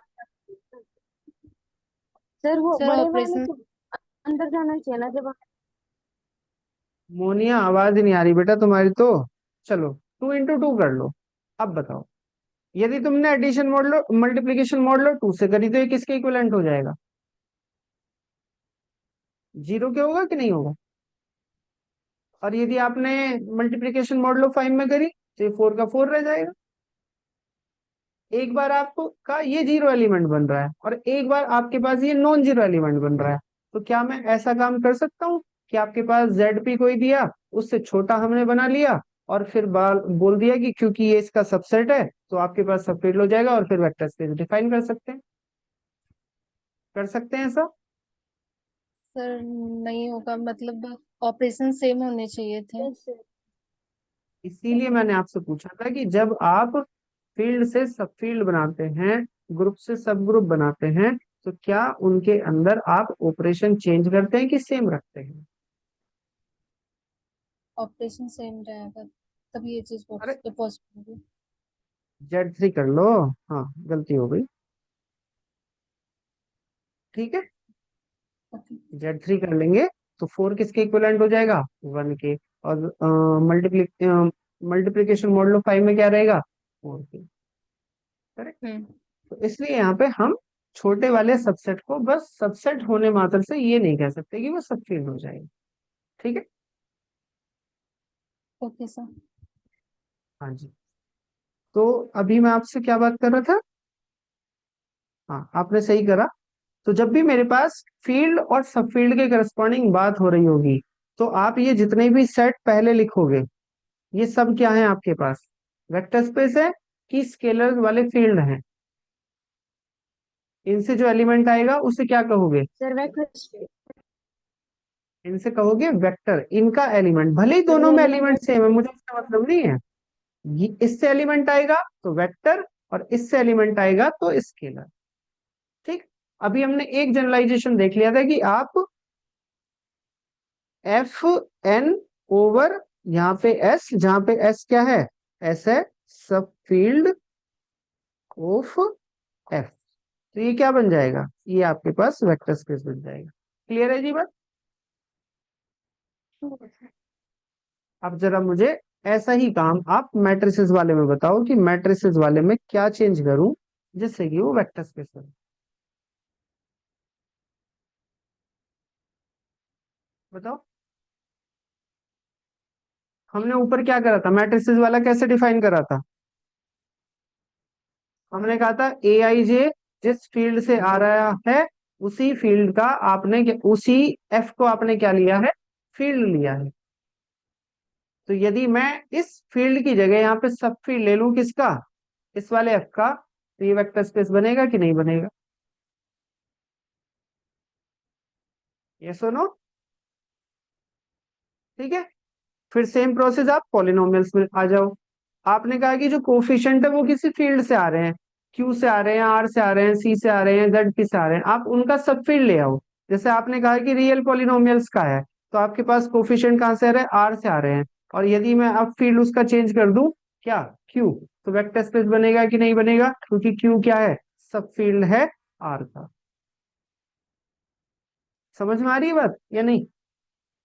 आप इसमें एक चीज नोटिस कर पा रहे हो कि आपके पास चाहे यहाँ पे आर एन है, या आपके पास पॉलिनोमियल है, या मैट्रिक्स है, आपके पास एंट्री जहां से आई, एक सिंगल एंट्री, चाहे वो पॉलिनोमियल की है, चाहे मैट्रिक्स की है, चाहे टपल की है, उस सिंगल एंट्री को आप देख रहे हो कि वो कहां से आ रहा है, आर से आ रहा है, और आपके पास फील्ड क्या है, उसका सब फील्ड है, जैसे आर ओवर क्यू। तो जैसे आपका सिंगल आर ओवर क्यू का पैटर्न था, वैसा ही पैटर्न मल्टीपल टाइम रिपीट होगा कि नहीं होगा। आपने कहा मेरे पास एन टपल है, तो पहले पॉइंट पे ऐसा, फिर दूसरे वाले पे ऐसा, फिर तीसरे वाले पे ऐसा, एंड सो ऑन। मैट्रिक्स में करोगे, मान लो कि 2x2 की मैट्रिक्स दी, तो पहले कंपोनेंट पे, दूसरे पे, तीसरे पे, चौथे पे तुमने मुझे पॉलिनोमियल दिया, ए not plus K A one X plus K A two X square. A naught पे सेम पैटर्न, ए वन पे सेम पैटर्न, ए टू पे सेम पैटर्न। ये सुनो, समझ में आ रही बात कि नहीं? और यही से आपको डायमेंशन निकालने की भी अप्रोच मिलेगी, कि जैसे आप फील्ड चेंज करते हो तो आपकी जो डायमेंशन है वो कैसे चेंज होती है, आप बेसिस कैसे फाइंड आउट करोगे। क्यों सी ओवर आर की डायमेंशन 2 हो जाती है, इसीलिए आपने देखा होगा, जैसे आपको कोई भी, जैसे 2x2 की मैट्रिक्स दी, उसकी डायमेंशन हम कितनी बोलते हैं, 2x2 की मैट्रिक्स के कलेक्शन की 4 बोलते हैं कि नहीं बोलते? क्यों बोलते हैं 4? 4 इसलिए बोलते हैं क्योंकि आपने जो अंदर फील्ड से एलिमेंट लिए, वही फील्ड आपका बाहर चल रहा है। आप फील्ड चेंज कर दो, आपकी डायमेंशन चेंज हो जाएगी। जैसे आपने ले ली मैट्रिक्स कॉम्प्लेक्स, और आपने फील्ड ले लिया रियल का। अब बताओ, क्या इसकी डायमेंशन अभी भी 4 आएगी? आप क्या कहते हो, सर 2 से मल्टीप्लाई कर देना, अब 8 हो जाएगी। क्यों हो गई 8? 8 इसलिए हुई क्योंकि जो सी ओवर सी है और सी ओवर आर है, इसमें भी सेम काम होता है। सी ओवर सी की डायमेंशन 1 मिल रही है, और सी ओवर आर की डायमेंशन 2 मिल रही है। पहले 4 इसलिए आ रही थी क्योंकि इस वाले के लिए भी 1 डायमेंशन थी, इसके लिए भी 1, इसके लिए भी 1, इसके लिए भी 1, तो 4 मिल रही थी। अब आपने सी ओवर आर करा, तो पूरी मैट्रिक्स पे सी, और फिर फील्ड लिया आर का, तो वो इंडिविजुअल एलिमेंट पे जैसे शिफ्ट करोगे, इस वाले के लिए 2 डायमेंशन मिलेगी, इसके लिए 2, इसके लिए 2, इसके लिए 2, अब कितनी हो जाएगी, अब हो जाएगी आपके पास 8। आ रही है बात समझ में कि नहीं? तो आपके पास फील्ड और सब फील्ड के करस्पॉन्डिंग वेक्टर स्पेसेस आप नए नए जनरेट कर सकते हैं। ठीक है, चलो, तो ये तो हुआ आपके पास फील्ड का काम, सॉरी, वेक्टर स्पेस का। वेक्टर स्पेस से आगे आता है मेरे पास सब स्पेस। तो सब स्पेस क्या होगा, सबसे पहले वो सबसेट, और सबसेट होने के बाद वो वापस से क्या बना दे, अगेन वेक्टर स्पेस हो जाए विद द सेम ऑपरेशंस, तो हम क्या कह देंगे उसे, वेक्टर सब स्पेस। ठीक है जी, यहां तक बात समझ में आई कि नहीं आई? ठीक। तो अब मैं यहाँ पे टिक लगा देता हूँ, क्या क्या मैंने आपको बता दिया, ये डेफिनेशन यहाँ पे, ये नॉन एम्प्टी, ऐसे सही कर लेना। ठीक है, फिर ये एग्जांपल्स, ये वाला बता दिया, स्पेस बता दिया आपको, पॉलिनोमियल्स का हो गया, फिर आपके पास पीएनटी हो गया, स्पेस ऑफ फंक्शंस हो गया। ठीक है, फिर आपके पास ये लास्ट में, कि आप किसी भी set of complex number C is a vector space over the field of R, सब फील्ड की हेल्प से वेक्टर स्पेस बना दी। लीनियर कॉम्बिनेशन की बात मैं पहले कर चुका हूँ। लीनियर कॉम्बिनेशन में तो किसी को कोई दिक्कत नहीं है, आपके पास कुछ गिवन वेक्टर्स है, कुछ गिवन स्केलर्स है, उतने स्केलर्स है, जब आप उनका मल्टीप्लीकेशन करके सम बनाओगे, तो आपके पास एक नया रिजल्टेंट वेक्टर मिलेगा, and that resultant vector is linear combination of u1 u2 un। ठीक है, यदि कोई वेक्टर लीनियर कॉम्बिनेशन है, तो उससे जो सिस्टम बनेगा वो कंसिस्टेंट होगा, इनकंसिस्टेंट होगा?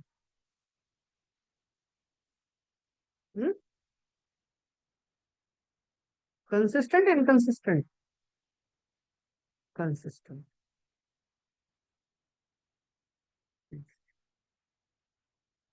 वेक्टर सब स्पेस में कोई दिक्कत नहीं है। वेक्टर सब स्पेस के लिए हमारे पास, हाँ एक चीज और, अब थोड़ा सा सर वेक्टर स्पेस की और प्रॉपर्टी को, हाँ बोलो बेटा।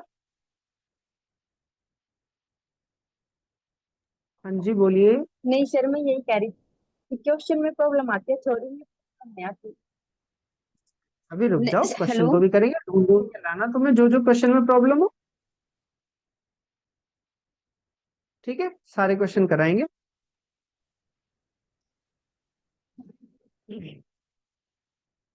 आप सभी लोगों से मैंने कहा था कि आपके पास प्रीवियस ईयर के क्वेश्चंस की पीडीएफ है। उस पीडीएफ में गेट वाले क्वेश्चन में, आईआईटी जैम वाले क्वेश्चन में, इन 3 एग्जाम में जो जो क्वेश्चन में तुम्हें समस्या हो, वो सारे क्वेश्चन आप मुझे समय से पहले भेज सकते हैं कि सर अभी जैसे वेक्टर स्पेस चल रहा है तो ढूंढ के रखना सारे क्वेश्चन। जो जो सॉल्व होते रहे उस पर टिक लगा दो, जो सॉल्व ना हो मुझे क्लास से पहले भेज देना कि सर ये अपने डिस्कशन क्लास में ऐड कर लेना। ठीक है, एक एक प्रॉब्लम डिस्कस करेंगे। हाँ जी, वेक्टर स्पेस की जरा प्रॉपर्टीज में थोड़ा सा डीप डाइव करते हैं। यदि आपने मुझे वेक्टर स्पेस दिया है ओवर एफ, तो हमने कहा था कि आपके पास वेक्टर स्पेस की जो छठी प्रॉपर्टी थी वो क्या थी, स्केलर मल्टीप्लिकेशन के अंडर में वो कैसा होना चाहिए, क्लोज होना चाहिए। राइट, तो हम यहां से क्या कहेंगे कि अल्फा टाइम्स वी आपके पास वापस से कहा आना चाहिए, वेक्टर स्पेस में आना चाहिए। और जब अल्फा फील्ड से आ रहा है तो अल्फा को 0 ले सकता हूं कि नहीं ले सकता, बिल्कुल। और 0 की मल्टीप्लाई वेक्टर में करूंगा तो वो क्या बन जाएगा, 0। तो क्या हुआ, 0 तो वेक्टर स्पेस में आएगा ही आएगा ड्यू टू फील्ड। ठीक है, तो जब भी आपको किसी सेट को चेक करना हो तो सबसे पहली प्रॉपर्टी यही होती है कि 0 सेट में आ रहा है कि नहीं आ रहा, आ रहा है तो आगे बढ़ोगे चेक करने के लिए, नहीं आ रहा तो नहीं बढ़ोगे। करेक्ट। फिर दूसरी प्रॉपर्टी हमारे पास क्या मिलती है वेक्टर सब स्पेस के लिए, जो 2 स्टेप टेस्ट है। ये 2 स्टेप टेस्ट का पार्ट नहीं है, तो बस चेक करने का है कि आगे बढ़ूं कि ना बढ़ूं।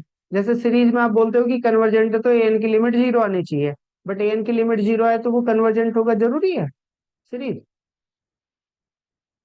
नहीं। बट यदि एन की लिमिट 0 ही नहीं आ रही है तो आप क्यों चेक करोगे।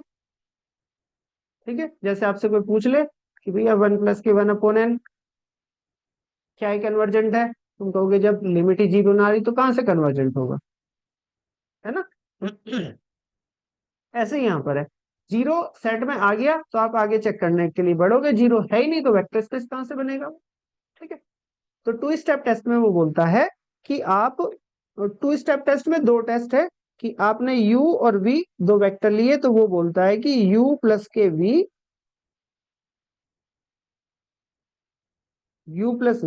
आपके पास कहां चले जाने चाहिए, जो भी आपने सबसेट बनाया, मान लो कि w is a subset of v, तो ये w में और ये दोनों भी w में है। ठीक है, दूसरा, अल्फा आप कोई भी फील्ड से लेकर आओ और u आप कोई भी w से लेकर आओ, तो वो बोलता है कि अल्फा टाइम w भी आपके पास w में जाना चाहिए। मतलब w under addition, vector addition भी क्लोज होना चाहिए एंड स्केलर मल्टीप्लिकेशन भी क्लोज होना चाहिए। सही है, फिर इसी को आप यूज करते हुए वे जो अपनी 10-11 प्रॉपर्टी है वो सारी की सारी एस्टेब्लिश कर लेते हैं। तो जब भी हमारे पास वेक्टर स्पेस चेक करने के लिए या सब स्पेस चेक करने के लिए आएगा तो हम यही वाली प्रॉपर्टी से उसे चेक करेंगे। ठीक है जी।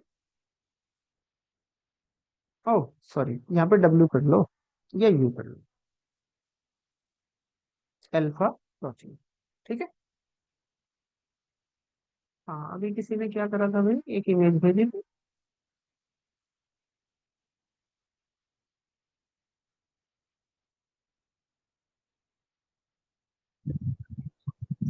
नहीं सर, मैं देख रहा था भेज सकता हूँ कि नहीं। अच्छा, भेज सकते हैं, ठीक है। तो ये हुआ हमारे पास वेक्टर स्पेस। अब यदि मेरे पास फील्ड Q का, R का या C का हो और वेक्टर स्पेस में एक नॉन जीरो एलिमेंट आ गया, तो बताओ फिर उस वेक्टर स्पेस में कितने एलिमेंट होंगे। हम्म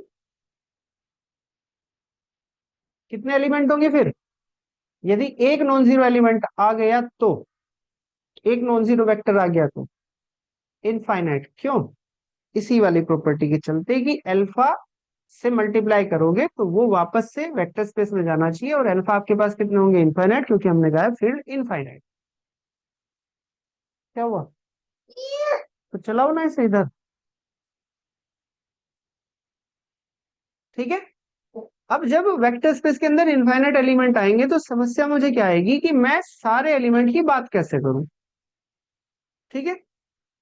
तो यहाँ पे मेरे पास रोल आता है स्पैनिंग सेट का, और ये जितनी भी मैं बात कर रहा हूं, ये बात कर रहा हूं अभी मैं एफ डी वी एस के लिए, फाइनाइट डायमेंशन वेक्टर स्पेस के लिए।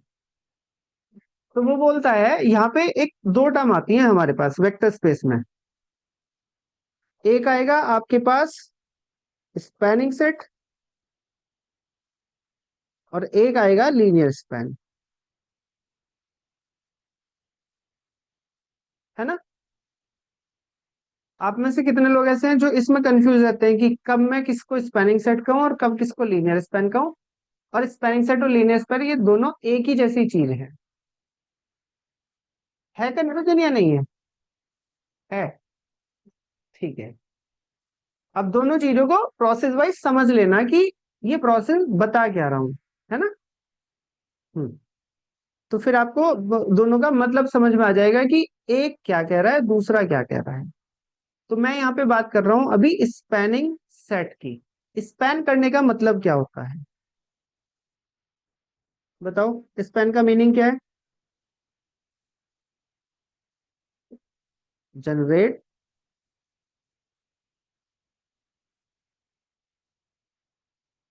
और हिंदी में बोल देते हैं बनाना, है ना? कि किसी चीज को बनाने वाला, फॉर्मेशन। Very good. ठीक है। और जब लीनियर स्पैन की बात करेंगे तो लीनियर फॉर्मेशन की बात होगी। ठीक है। तो वो आपसे ये कह रहा है कि आपके पास एक स्पैनिंग सेट है। जब भी स्पैनिंग सेट मिलेगा वो किसके लिए मिलेगा? एक वेक्टर स्पेस के लिए मिलेगा।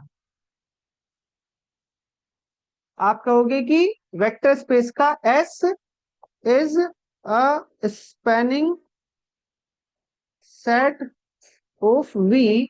शोर आ रहा है तुम्हें पीछे या नहीं?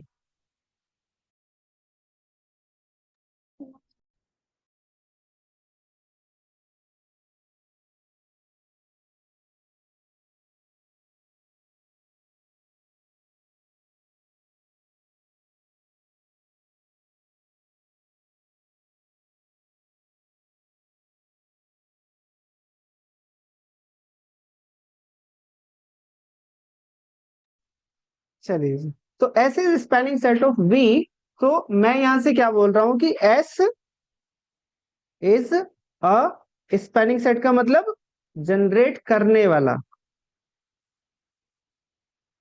तो जनरेट करने वाला क्या होगा? Generator of V. इसका मतलब क्या होगा? इसका मतलब होगा every V belongs to vector space can be written as a linear combination of vectors of S। ठीक है। अच्छा, सही है। मतलब S के अंदर वो मुझे कुछ वेक्टर्स देगा। समस्या यहाँ पे क्या है कि V, मैंने बात करी कि यदि मेरे पास Q से हो, R से हो, C से हो, और इनफाइनाइट फील्ड है, तो मेरे पास V में तो इनफाइनाइट वेक्टर है ही है। यदि एस के अंदर भी इनफाइनाइट हो गए तो मेरी तो समस्या वैसे ही एज इट इज रह जाएगी, या नहीं? एस के अंदर भी इनफाइनाइट, वी के अंदर भी इनफाइनाइट। तो यहां पर हम बात किसकी कर रहे हैं? एफ डी वी एस की। तो वो कह रहा है कि यदि एस के अंदर मैं आपको कुछ फाइनाइट वेक्टर्स दे दूं, और वो फाइनाइट वेक्टर्स की हेल्प से आप एवरी वी को लीनियर कॉम्बिनेशन में लिख पाओ, तो जब तुम्हें पता चल गया कि सारे के सारे वेक्टर उन गिनती के वेक्टर्स में लिखे जाएंगे, तो क्या फिर मुझे वेक्टर स्पेस के हर एलिमेंट की तरफ देखने की जरूरत है? नहीं। आप मुझे कोई भी नया वेक्टर ला कर दोगे, मैं उसे लीनियर कॉम्बिनेशन में लिखूंगा, और लीनियर कॉम्बिनेशन में लिखते ही मेरा काम हो जाएगा, पता चल जाएगा कि लीनियर कॉम्बिनेशन में कौन कौन से स्केलर से वो डिनोट हो रहा है, दैट्स इट। ठीक है। तो वो क्या बोलता है कि एस आपके पास एक सेट जिसके अंदर कुछ वेक्टर्स दूं मैं, ठीक है, वेक्टर स्पेस से कम ही वेक्टर्स लेकर चलता है वैसे तो वो, और मेजोरिटी टाइम में फाइनाइट वेक्टर्स लेकर चलता है, बट कभी कभी इनफाइनाइट भी मिलेंगे, है ना। आऊंगा देवी, अभी मैं एफडीवीएस की बात कर रहा हूँ। जब इनफाइनाइट डायमेंशनल वेक्टर स्पेस पे आऊंगा तो इनफाइनाइट मिलेंगे। सही है। और बताओ कोई भी वेक्टर स्पेस अपने आप का ही स्पैनिंग सेट होगा कि नहीं होगा?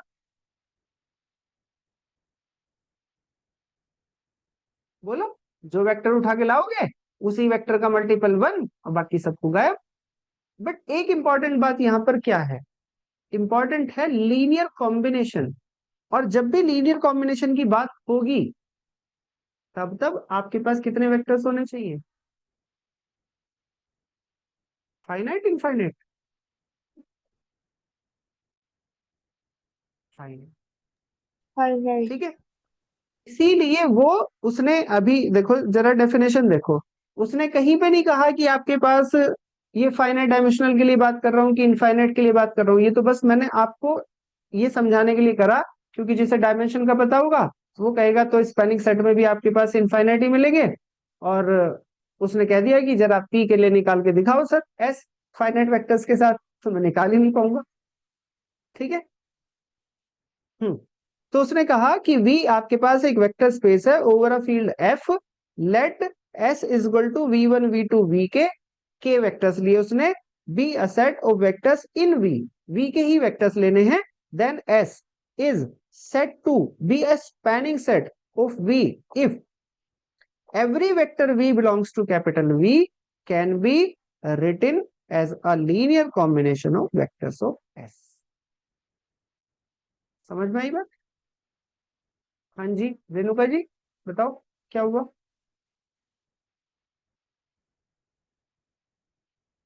अभी तक आपसे जब कभी भी लीनियर कॉम्बिनेशन के लिए पूछा जाता है तो आप क्या करते हो? तुरंत से फटाक देनी ऐसे लिखने की कोशिश करते हो कि नहीं करते? हम्म। और जब ऐसे लिखोगे तो ऐसे तुम्हें फाइनाइट वेक्टर्स में लिख पाओगे कि इनफाइनाइट में लिख पाओगे? फाइनाइट में तो लिख पाओगे ना। तो जब भी लीनियर कॉम्बिनेशन की बात हो रही है तो फाइनाइट के लिए ही बात हो रही है। अब एक चीज और बताओ, अब यहां से जिसने ये वाली बात पकड़ ली जो मैं पूछने जा रहा हूं, तो फिर आपको जो हमारा पीछे सिस्टम ऑफ इक्वेशन चैप्टर था वो 101% आपने अच्छे से वैसे समझ लिया जैसे मैंने समझाया, और यदि नहीं बता पाए तो आपने ऊपर ऊपर से समझाया। उसने आपसे कहा कि every vector V belongs to vector space, कहाँ गया ये रहा, every vector V belongs to vector space is a linear combination of V1 V2 Vk। How you will connect this with system of equation? किसी particular type के vectors में ही बता देना, कोई दिक्कत नहीं है, बट मुझे ये बता दो इस बात को आप सिस्टम ऑफ इक्वेशन से कैसे कनेक्ट करेंगे? ax बराबर b से। हाँ, ax बराबर b से, चलो जी। तो बताओ b क्या है? सर b हमारा v है, जो जिसे सर वहां पे जो b होता था हमारा linear combination of columns of a होता था। मैं उसकी नहीं पूछ रहा, इस वाले पैटर्न में b क्या है आपका, ये सर पूछ रहा हूँ। Vector v। हाँ, ये हुई सर ना बात। वेक्टर है, बी बी वेक्टर बी है, कहाँ से और हम a स्पेलिंग लेके आ रहे मैट्रिक्स के कॉलम क्या है? v1 v2 v3 v4। हैं। अरे वाह।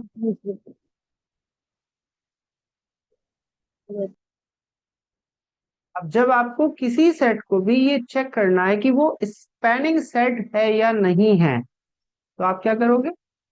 अपना कोई भी वेक्टर रखोगे सबसे राइट में, और जिन वेक्टर्स के करस्पॉन्डिंग आपको चेक करना है कि वो स्पैनिंग सेट बनाएगा कि नहीं बनाएगा, उन वेक्टर्स को कहां से जाओगे, कॉलम्स में कि रो में, कॉलम्स में। कॉलम्स में, और फिर बनाओगे उसका ऑग्यूमेंटेड मैट्रिक्स। यदि ऑग्यूमेंटेड मैट्रिक्स में सबसे लास्ट वाले कॉलम के अंदर पाइवोट मिल गया तो क्या आपके पास ये वाले वेक्टर्स स्पैनिंग सेट बनाएंगे? No sir. नहीं बनाएंगे। और यदि आपके पास V में कभी भी पाइवोट नहीं मिला तो क्या होगा? तब बनाएंगे सर। बनाएंगे। तो पूरा का पूरा काम सिस्टम ऑफ इक्वेशन पे कन्वर्ट हो गया कि नहीं हो गया? और फिर वहीं से कि पाइवोट है कि नॉन पाइवोट है कि किसमें आपके पास लीनियर कॉम्बिनेशन मिल रहा है, कहां पर नहीं मिलता। सही है कि नहीं? अब तुम कहोगे कि सर ये तो तभी काम करेगा जब n टपल के हो। हाँ, बात तो ठीक है। अब जब n टपल के नहीं होंगे, तुम्हें मैट्रिसेस दे दे, पॉलिनोमियल्स दे दे, तो फिर हम उन्हें n टपल में कन्वर्ट करेंगे। हाँ जी, बताओ शमाना, कौन सा पॉइंट नहीं समझ में आया? ये लीनियर कॉम्बिनेशन वाली बात समझ में आ गई? बोलो। लेट होते हुए छोटा सा एग्जांपल ले लेंगे क्या? हाँ, अभी दूंगा ना एग्जाम्पल, रुको जस्ट नहीं आई। लीनियर कॉम्बिनेशन क्या होता है, यही है ना। बस ऊपर क्या लिखा है वो छोड़ दो। यदि मेरे पास एक वेक्टर v हो, given vectors v1 v2 vk हो, और अल्फा 1 अल्फा 2 अल्फा के मेरे पास स्केलर्स मिल जाएं, तो v को v1 v2 vk का लीनियर कॉम्बिनेशन कहूंगा या नहीं कहूंगा?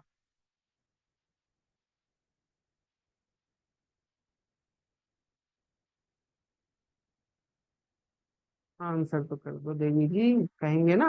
हाँ, वो ये कह रहा है कि इस वाले s को स्पैनिंग सेट मैं तब कहूंगा जब every vector v is a linear combination of v1 v2 vk। मतलब v1 v2 vk की हेल्प से सभी के सभी v वेक्टर लिखे जा सकते हैं। और यदि कोई वेक्टर लीनियर कॉम्बिनेशन में लिखा जाए, उसके करस्पॉन्डिंग मैं ये वाला एक सिस्टम बनाऊं, ये बना सकती हो कि नहीं बना सकते? ये तो पहले भी बताया मैंने कि जो आपके पास ये v1 v2 vk हैं, ये कॉलम्स में आते हैं, और ये वाला वेक्टर सबसे लास्ट में आता है। याद है कि नहीं है? ठीक। और जब ये वाला सिस्टम, आपने कहा लीनियर कॉम्बिनेशन है, लीनियर कॉम्बिनेशन है तो सिस्टम कंसिस्टेंट या इनकंसिस्टेंट? हम्म, कंसिस्टेंट। और कंसिस्टेंट होगा तो बी में पाइवोट मिलेगा कि नहीं मिलेगा, या वी में पाइवोट मिलेगा कि नहीं मिलेगा? नहीं मिलेगा। और किसी भी वी में नहीं मिलेगा। आप वी को बार बार चेंज करके रखते रहो। वो कह रहा है ना कि सारे वेक्टर्स इनके लीनियर कॉम्बिनेशन में लिखे जा सकते हैं, तो सारे के सारे वेक्टर में पाइवोट नहीं मिलने का, तुम्हें किसी एक में भी पाइवोट नहीं मिलेगा। करेक्ट। और जब एक में भी पाइवोट नहीं मिलेगा तो क्या कंफर्म हो जाएगा? इन वाले वेक्टर्स के लीनियर कॉम्बिनेशन में वी को लिख दिया आपने। सही है। और बाय द वे इसके अंदर पाइवोट मिल गया, एक वेक्टर भी वी ऐसा मिला जिसमें पाइवोट मिल गया, तो फिर क्या कहोगे? ये वाले जो के वेक्टर्स हैं, ये स्पैनिंग सेट बनाएंगे या नहीं बनाएंगे? नहीं बनाएंगे। समझ में आ गया?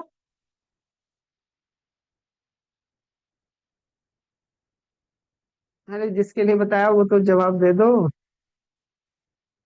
शमानो फिरदौस, तुम तो जवाब दे दो। सर मतलब आपके कहने का मतलब ये है कि अगर वेक्टर बी में पाइवोट मिला हाँ, तो वो स्पैनिंग सेट नहीं पाइवोट है, बनाएगा। बिल्कुल नहीं बनाएगा। तुम बताओ, यदि पाइवोट मिला तो सिस्टम कंसिस्टेंट कि इनकंसिस्टेंट? इनकंसिस्टेंट। और जब इनकंसिस्टेंट होगा तो लीनियर कॉम्बिनेशन में कैसे लिखा जाएगा? और लीनियर कॉम्बिनेशन में नहीं लिखा गया तो वो स्पैनिंग सेट कैसे होगा? क्योंकि स्पैनिंग सेट का तो ग्राउंड ही लीनियर कॉम्बिनेशन में लिखना। करेक्ट है। Yes sir. चलो, इसके पहले कुछ एग्जांपल्स कराता हूँ, फिर उसके बाद आगे बढ़ते हैं।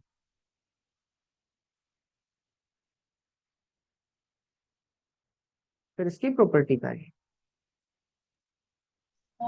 जैसे अभी हमने आपको दिया वेक्टर स्पेस दिया R3, ठीक है, और आपको एक सेट दिया S1 1 2 3 0 1 2 एंड 1 2 1। ठीक है, अब ये पूछा जा रहा है क्या ये सेट स्पैनिंग सेट है या नहीं है। तो क्या करेंगे हम लेकर आएंगे कोई भी एक general vector A B C और कोशिश करेंगे कि क्या ये लीनियर कॉम्बिनेशन में लिखा जाता है कि नहीं लिखा जाता है। यदि हमारे पास अल्फा बीटा गामा मिल गए, अब यूनिक मिले कि इनफाइनाइट मिले वो सिस्टम जाने, बट हमें तो मिलना चाहिए। मिल गए तो हम कहेंगे कि होगा, नहीं मिले तो नहीं होगा। एक भी मिल गया हमें ऐसा एबीसी जिसके लिए अल्फा बीटा गामा नहीं मिले, तुरंत कह देंगे कि ये सेट आपके पास स्पैनिंग सेट नहीं बनता। अब कैसे चेक करा जाए, क्या इस पहले यहाँ से पूरे को कंपेयर करके कि A is equal to alpha plus 0 beta plus gamma और फिर आपके पास B is equal to 2 alpha plus K beta plus 2 gamma, नहीं। डायरेक्ट काम करेंगे। कैसे, जब आप इससे सिस्टम बनाओगे, चलो पहले करके दिखा देता हूँ जिससे कि फिर नेक्स्ट में आपको कोई समस्या ना आए। यहाँ से आपने कंपैरिजन करा है ना, कंपैरिजन में क्या आएगा, ए इजक्वल टू एल्फा प्लस के 0 बीटा प्लस के गामा, बी इजक्वल टू यहाँ से आएगा 2 alpha plus K beta plus के 2 गामा और सी इजक्वल टू यहाँ से आएगा आपके पास 3 अल्फा प्लस के 2 बीटा प्लस के गामा। ये आपके पास सिस्टम ऑफ इक्वेशन बन गया कि नहीं बन गया, बोलो। तीन इक्वेशंस का सिस्टम। जब आप इससे ऑग्यूमेंटेड मैट्रिक्स बनाओगे तो क्या होगा, आपके पास वेरिएबल कौन है जिन्हें निकालना है तुम्हें, अल्फा बीटा गामा। तो अल्फा यहाँ पर लिखो, बीटा यहाँ पर लिखो, गामा यहाँ पे, इक्वेशन के कोफिशिएंट पुट करो, क्या मिलेगा 1 0 1, फिर इसके आगे 2 1 2, फिर इसके आगे 3 2 1 और राइट साइड पे क्या आ गया आपके पास ए बी सी। ये काम तो मैं डायरेक्ट भी कर सकता था, इस वाले 1 2 3 को पहले कॉलम में रख के 0 1 2 को दूसरे में और 1 2 1 को तीसरे में। तो नेक्स्ट से ऐसा कर सकते हैं विदाउट मेकिंग दिस। ठीक है, एक स्टेप हमारा डायरेक्ट बच जाएगा और एक क्या कई सारे बच जाएंगे। अब तो जब हम ऐसे बना लेंगे तो फिर हम ऐसा क्यों करेंगे कि पहले सिस्टम बनाएं फिर आपके पास ऑग्यूमेंटेड, डायरेक्ट ही ऑग्यूमेंटेड मैट्रिक्स बनाएंगे कि ये वाले जो वेक्टर्स है इन्हें रखो यहाँ पर, जिस वेक्टर को चेक करना है उसे रखो सबसे लास्ट में और कन्वर्ट कर दो इक्विवेलेंट फॉर्म में। ठीक है, आ जाओ जी। तो यहाँ से हमने इक्विवेलेंट फॉर्म निकाल रहे हैं 1 0 1 और यहाँ पर ए, इस वाले 2 को 0 करना है 1 की हेल्प से, तो क्या करें 2 से मल्टीप्लाई 2 0 2, यहाँ पे 2 है, 2 माइनस 2 0, 1 माइनस 0 1, 2 माइनस 2 0 और b माइनस के 2 3 से करोगे तो यहाँ पे आ गया 3, यहाँ पे 0, यहाँ पर 3, यहाँ पे 3 a, 3 माइनस 3 0, 2 माइनस 0 2, फिर 1 माइनस के 3 माइनस के 2 और c माइनस के 3 a। अब इस वाले 1 की हेल्प से इस वाले 2 को 0 करते हैं, तो 2 माइनस 2 0, यहाँ पे माइनस के 2 रह जाएंगे और यहाँ पे c माइनस 3a माइनस के 2 टाइम b माइनस के। आपके पास यहाँ पर पाइवोट, यहाँ पर पाइवोट, यहाँ पर पाइवोट, क्या लास्ट वाले कॉलम में पाइवोट मिलेगा कभी भी, नहीं मिलेगा। और जब लास्ट वाले कॉलम में किसी भी एबीसी के लिए पाइवोट मिलेगा, नहीं मिलेगा, तो आप क्या कहोगे कि any ABC, any three tuple can be written as a linear combination of these three vectors. तो क्या हो गया, स्पैनिंग सेट बन गया कि नहीं बन गया। साथ में आपके पास जो लीनियर कॉम्बिनेशन होगा वो कैसा होगा, मतलब इस सिस्टम के पास जो सॉल्यूशन मिलेगा वो कैसा होगा, यूनिक या इनफाइनाइट, यूनिक मिलेगा। Unique linear combination. ठीक है, चलो अभी इसी वाले सेट के अंदर हमने क्या करा, एक और वेक्टर ऐड कर दिया। मान लो कि तुमने 1 2 माइनस 1 ये ऐड कर दिया। ठीक है, बिना मतलब की मेहनत करवाओगे, हटाओ इसे, इक्विवेलेंट फॉर्म मुझे दोबारा से निकालनी पड़ेगी। ठीक है,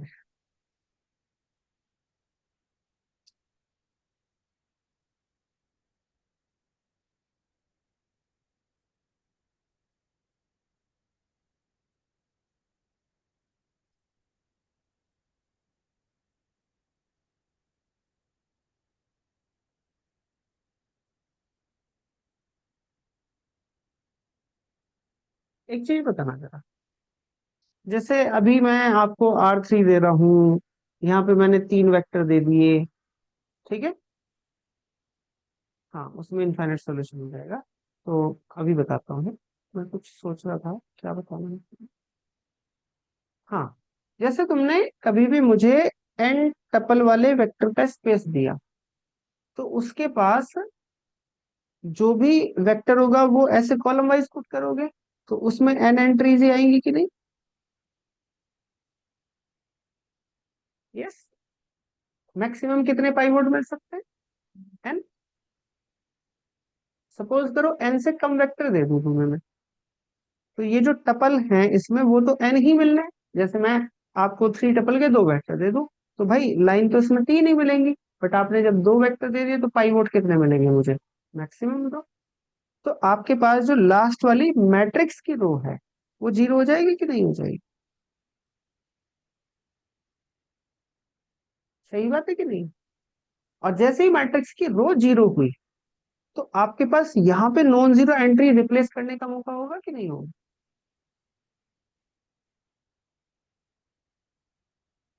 हम्म। इसका क्या मतलब हुआ? यदि मैं और एन टाइप का आपको कोई वेक्टर स्पेस देता हूँ या एफ एन टाइप का कोई वेक्टर स्पेस देता हूँ, और उसमें एन से कम वेक्टर लेकर आ जाऊं, तो क्या वो वेक्टर स्पेस सॉरी पाइवोट बना देगा?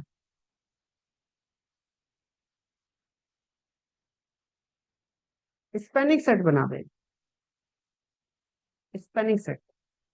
सबसे लास्ट में आपके पास एक वेक्टर तो ऐसा मिल जाएगा ना कि उसमें आगे तुम क्या करो, नॉन जीरो एंट्री रख दो, तो आपके पास जो लास्ट वाला कॉलम है उसमें पाइवोट मिल जाएगा, तो इनकंसिस्टेंट हो जाएगी। ठीक है। तो मुझे क्या चाहिए? मुझे चाहिए एन टपल वाले की बात हो रही है, एन या एन से ज्यादा। और यदि एन वेक्टर्स आ गए या एन से ज्यादा आ गए, तो क्या गारंटी है कि आपके पास एन पाइवोट मिलेंगे ही मिलेंगे? आपको क्या चाहिए? आपको चाहिए कि ईच रो में पाइवोट मिलना चाहिए, क्योंकि यदि एक भी रो आपके वेक्टर्स की फ्री रह गई विदाउट पाइवोट, तो तुरंत यहाँ पे जो वेक्टर है वो यहाँ पे पाइवोट लेकर आ सकता है, और जैसे पाइवोट लेकर आएगा तो आपका स्पैनिंग सेट तो नहीं बनेगा। ठीक बात है।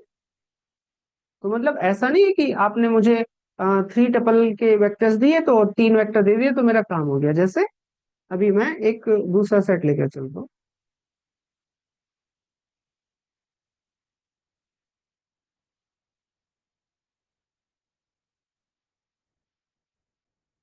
ये लेकर चला, ठीक है। अब जरा चेक करना है मुझे कि क्या ये R3 के ईच वेक्टर को लीनियर कॉम्बिनेशन में लिख के दिखा सकता है कि नहीं दिखा सकता। तो हमने रखा 1 2 1, यहाँ से 0 1 2, यहाँ से 1 3 3, और यहाँ से ABC।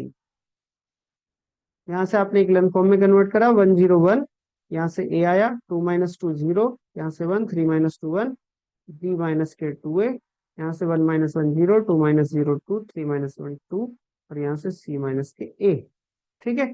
फिर इससे आगे कन्वर्ट करा तो 1 0 1, A 0 1 1, B - 2A and 0 0 0, C - A minus के 2A प्लस के 4, 2B प्लस के 4।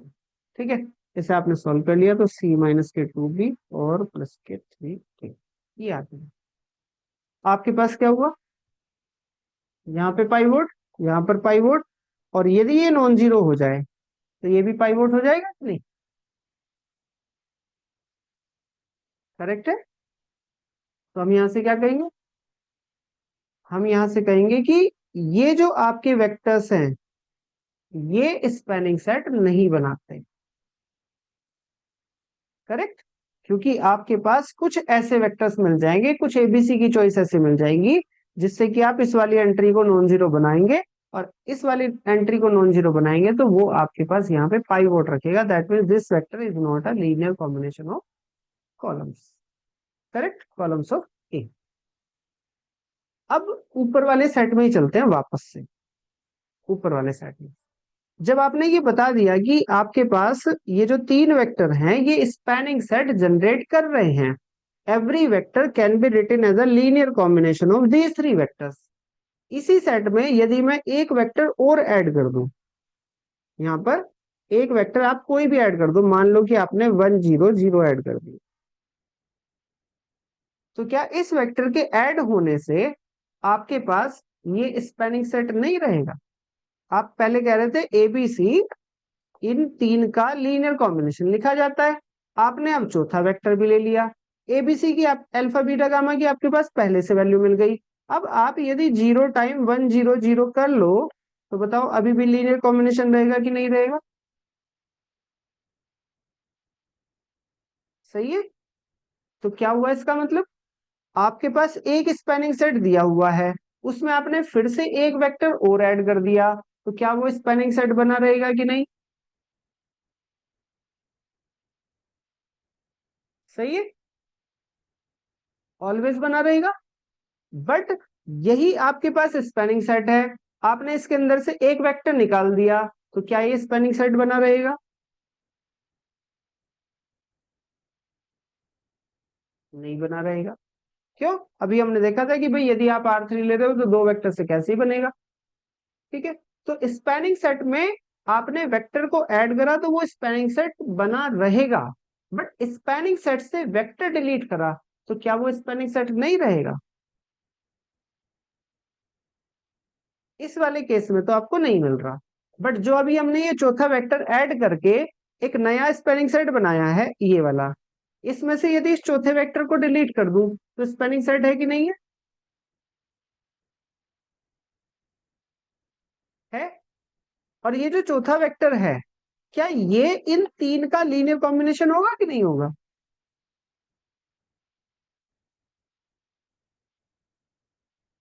जब आपने कह दिया कि भाई हर वेक्टर इन तीन से बनेगा, तो फिर तो 1 0 0 भी तीन से बन रहा होगा, तो ये वाला वेक्टर इनका लीनियर कॉम्बिनेशन हुआ।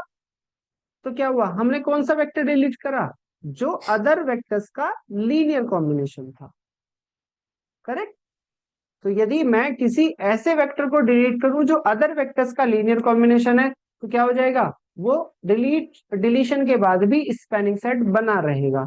बट यदि आपने स्पैनिंग सेट में कोई वेक्टर ऐड कर दिया तो आपके पास वो तब भी स्पैनिंग सेट बना रहेगा। स्पैनिंग सेट में से आप वेक्टर को डिलीट कर दो तो जरूरी नहीं है कि वो आपके पास स्पैनिंग सेट रही रहे, जब तक ये कंफर्म ना हो कि डिलीट होने वाला एलिमेंट आपके पास linear combination of rest of the vectors है।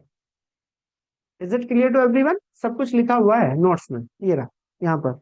ऐसा आपके पास सेट है, स्पैनिंग सेट है, तो आपने उसमें एक नया वेक्टर ऐड कर दिया तो फिर से स्पैनिंग सेट बनेगा।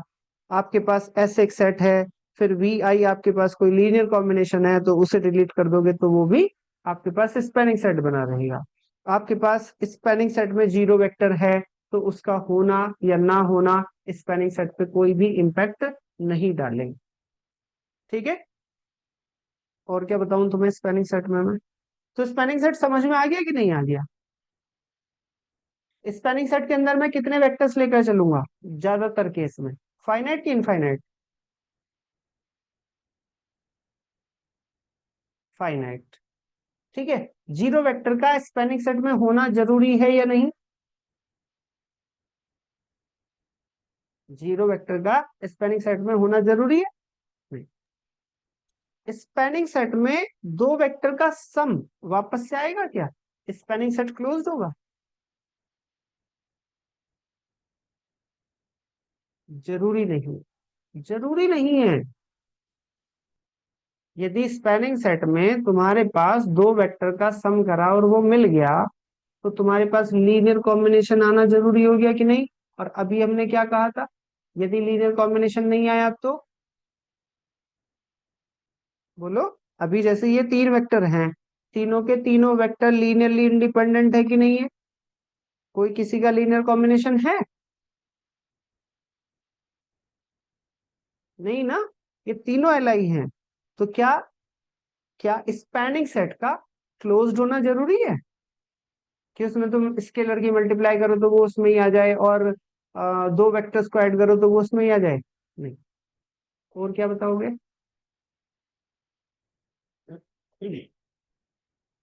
फिर आगे बेसिस डायमेंशन पे आ जाएंगे कि क्या स्पैनिंग सेट कोई वेक्टर स्पेस बनाएगा? जरूरी नहीं है। क्या स्पैनिंग सेट के पास डायमेंशन होगी? जरूरी नहीं है। क्या स्पैनिंग सेट के अंदर सारे वेक्टर्स एल आई आए वो जरूरी, एल डी हो ये जरूरी नहीं।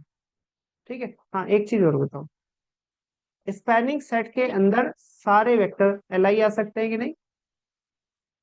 स्पैनिंग सेट में सारे के सारे वेक्टर एल आई आ सकते हैं कि नहीं आ सकते? जैसे इस केस में आपके पास एल आई मिले, ठीक है। हाँ जी, अनम्यूट करो। सर जो लीनियर आपने बोला ना स्पैनिंग सेट में अगर दो वेक्टर्स को ऐड किया तो फिर वो जरूरी नहीं है, आ सकता है ना, हाँ, लेकिन वो अभी हम जैसे यहाँ हम पे ये पूछ, इसमें हाँ 1 बोलो 0 बोलो। कर दिया तो भी वो स्पैनिंग सेट तो रहेगा ही। जैसे मैं आपसे ये पूछ रहा हूँ कि जैसे जीरो का आना जरूरी है कि नहीं? नहीं। आ सकने में और जरूरी होने में दोनों में डिफरेंस है। जो भी लीनियर स्पैन की बात करेंगे तो उसमें भी कंपलसरी पूछा जाएगा और इसमें भी कंपलसरी ही पूछ रहा हूँ, ठीक है। ठीक है। एग्जिस्टेंस की नहीं, ऐसे तो तुम एस को पूरा का पूरा वेक्टर स्पेस ले लो, सारी की सारी प्रॉपर्टी सेटिस्फाई, जीरो भी आएगा, लीनियर कॉम्बिनेशन भी आएगा, स्केलर मल्टीपल भी आएगा, दो का एडिशन करोगे वो भी आएगा, सब कुछ होगा और वेक्टर्स भी इनफाइनाइट हो जाएंगे यदि क्यू आर सी लेकर चलो, ठीक है। तो आपके पास यदि मैं फील्ड क्यू का, आर का या सी का देकर रखूं तो कितने स्पैनिंग सेट एग्जिस्ट करते हैं? How many?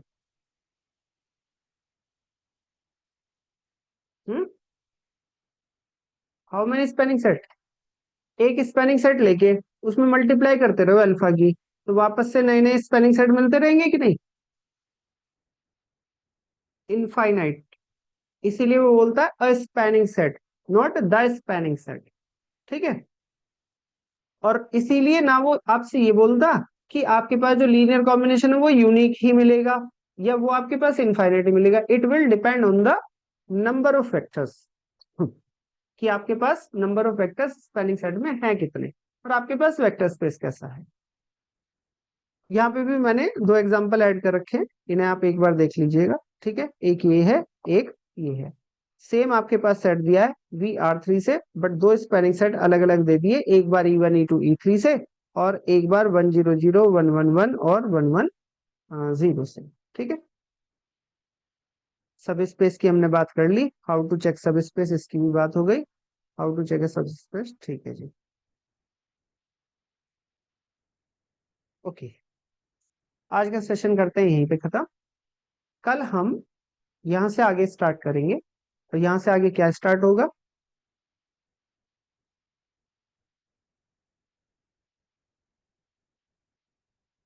हमारे पास जब सब स्पेस मिलते हैं तो इनसे मैं कौन कौन से न्यू सब स्पेस जनरेट कर सकता हूं,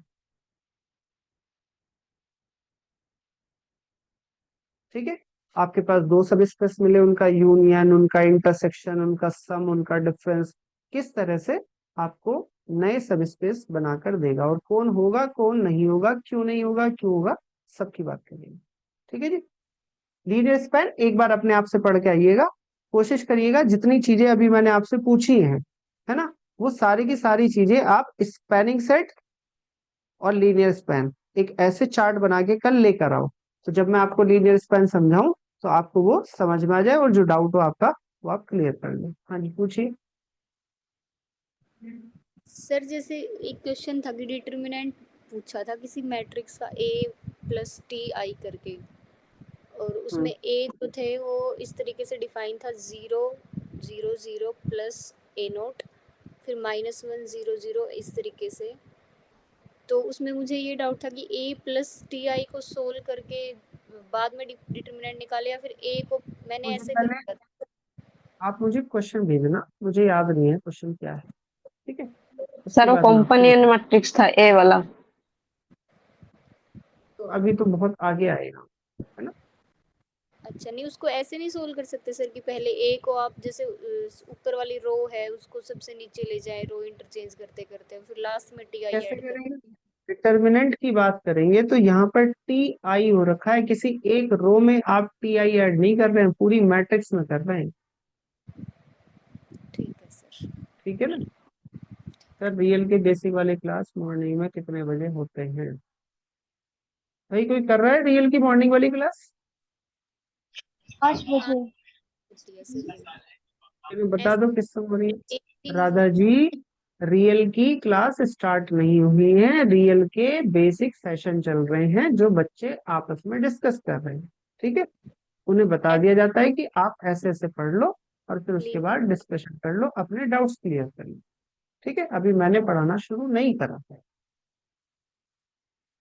ओके, तो आप किसी भी दिन से ज्वाइन कर सकते हैं और फिर वहां पे जो काम दिया जाता है, देखो एक सिंपल सी बात बताता हूँ मैं आपको, काम बहुत सारा चलता रहता है। कुछ बच्चे ऐसे भी हैं जो लीनियर में आए हैं बट वो रियल में भी पढ़ रहे हैं, है ना। अब मेरे पास ऐसा कोई सिस्टम नहीं है कि मैं सब पे बिल्कुल आंख गड़ा के बैठा रहूं, तो वो आपकी जिम्मेदारी है कि आप क्या कर रहे हो, आपने किसके लिए ज्वाइन करा है, पहला पॉइंट। दूसरा पॉइंट, जो अदर ग्रुप्स हैं वो सारे के सारे डेडिकेटेड ग्रुप हैं, और उन ग्रुप में ऐड होने का मतलब है कि वेट एंड वॉच करना नहीं है कि बस आप ये देखते रहो कि दूसरे क्या कर रहे हैं और उससे आपका भला हो जाएगा। उन ग्रुप्स में आपको इस तभी रखा जाएगा यदि आप काम पूरा करके आओगे। आप 2 दिन कर सकते हो, 4 दिन कर सकते हो, 5 दिन कर सकते हो, छठे दिन काम नहीं करा आपने, आप जैसे आइडेंटिफाई होगे उस ग्रुप से बाहर हो जाओ।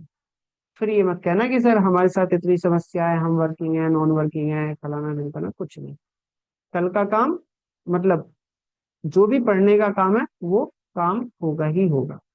ठीक है, तो जिसके पास समय है, जो मेहनत कर सकता है, वो उन ग्रुप्स में ऐड हो सकता है, और जिसे समस्या है वो अवॉइड कर सकता है। हाँ जी, दीपिका म्यूट करो। सर एक जो क्वेश्चन था कि आर क्यू में जो दिखाना था सब स्पेस होगा कि नहीं, वेक्टर स्पेस जो था x square plus y square plus z square equal to 0, तो ये कैसे एक्स और एक्स मल्टीप्लाई तो हो रहा है पर हम इससे कैसे ट्रिवियली सब स्पेस दिखा रहे हैं। अच्छा, x square plus y square plus z square आपके पास 0 है, और एक्स वाई जेड आपके पास आर से आ रहे हैं, तो बताइए जरा एक्स वाई जेड की चॉइस क्या होगी।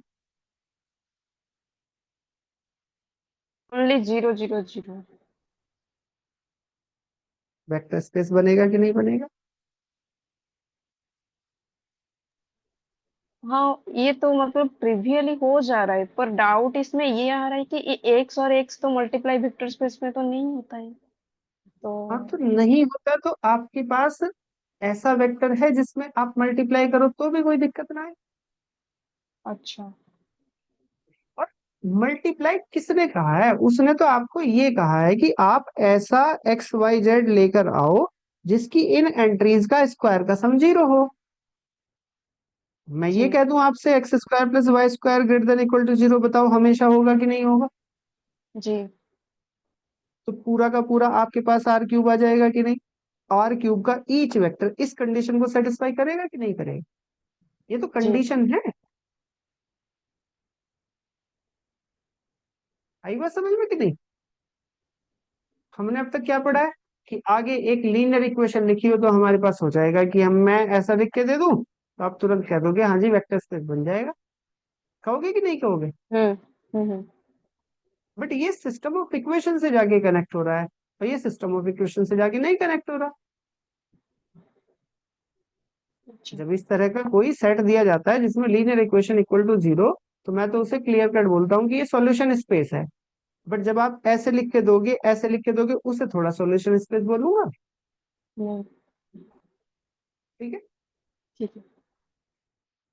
हाँ जी, ठीक है बच्चों, तो करिएगा काम बढ़िया से, पढ़िएगा, है ना। और वैसे तुम्हारे ग्रुप में 102 बच्चे हैं, और क्लास में आज मतलब कहने के बाद तब आए हैं 52, है ना। तो भैया देख लो यार, तुम जैसे करना है तुम, है ना, तुम्हारी चॉइस है। ठीक है, थैंक यू।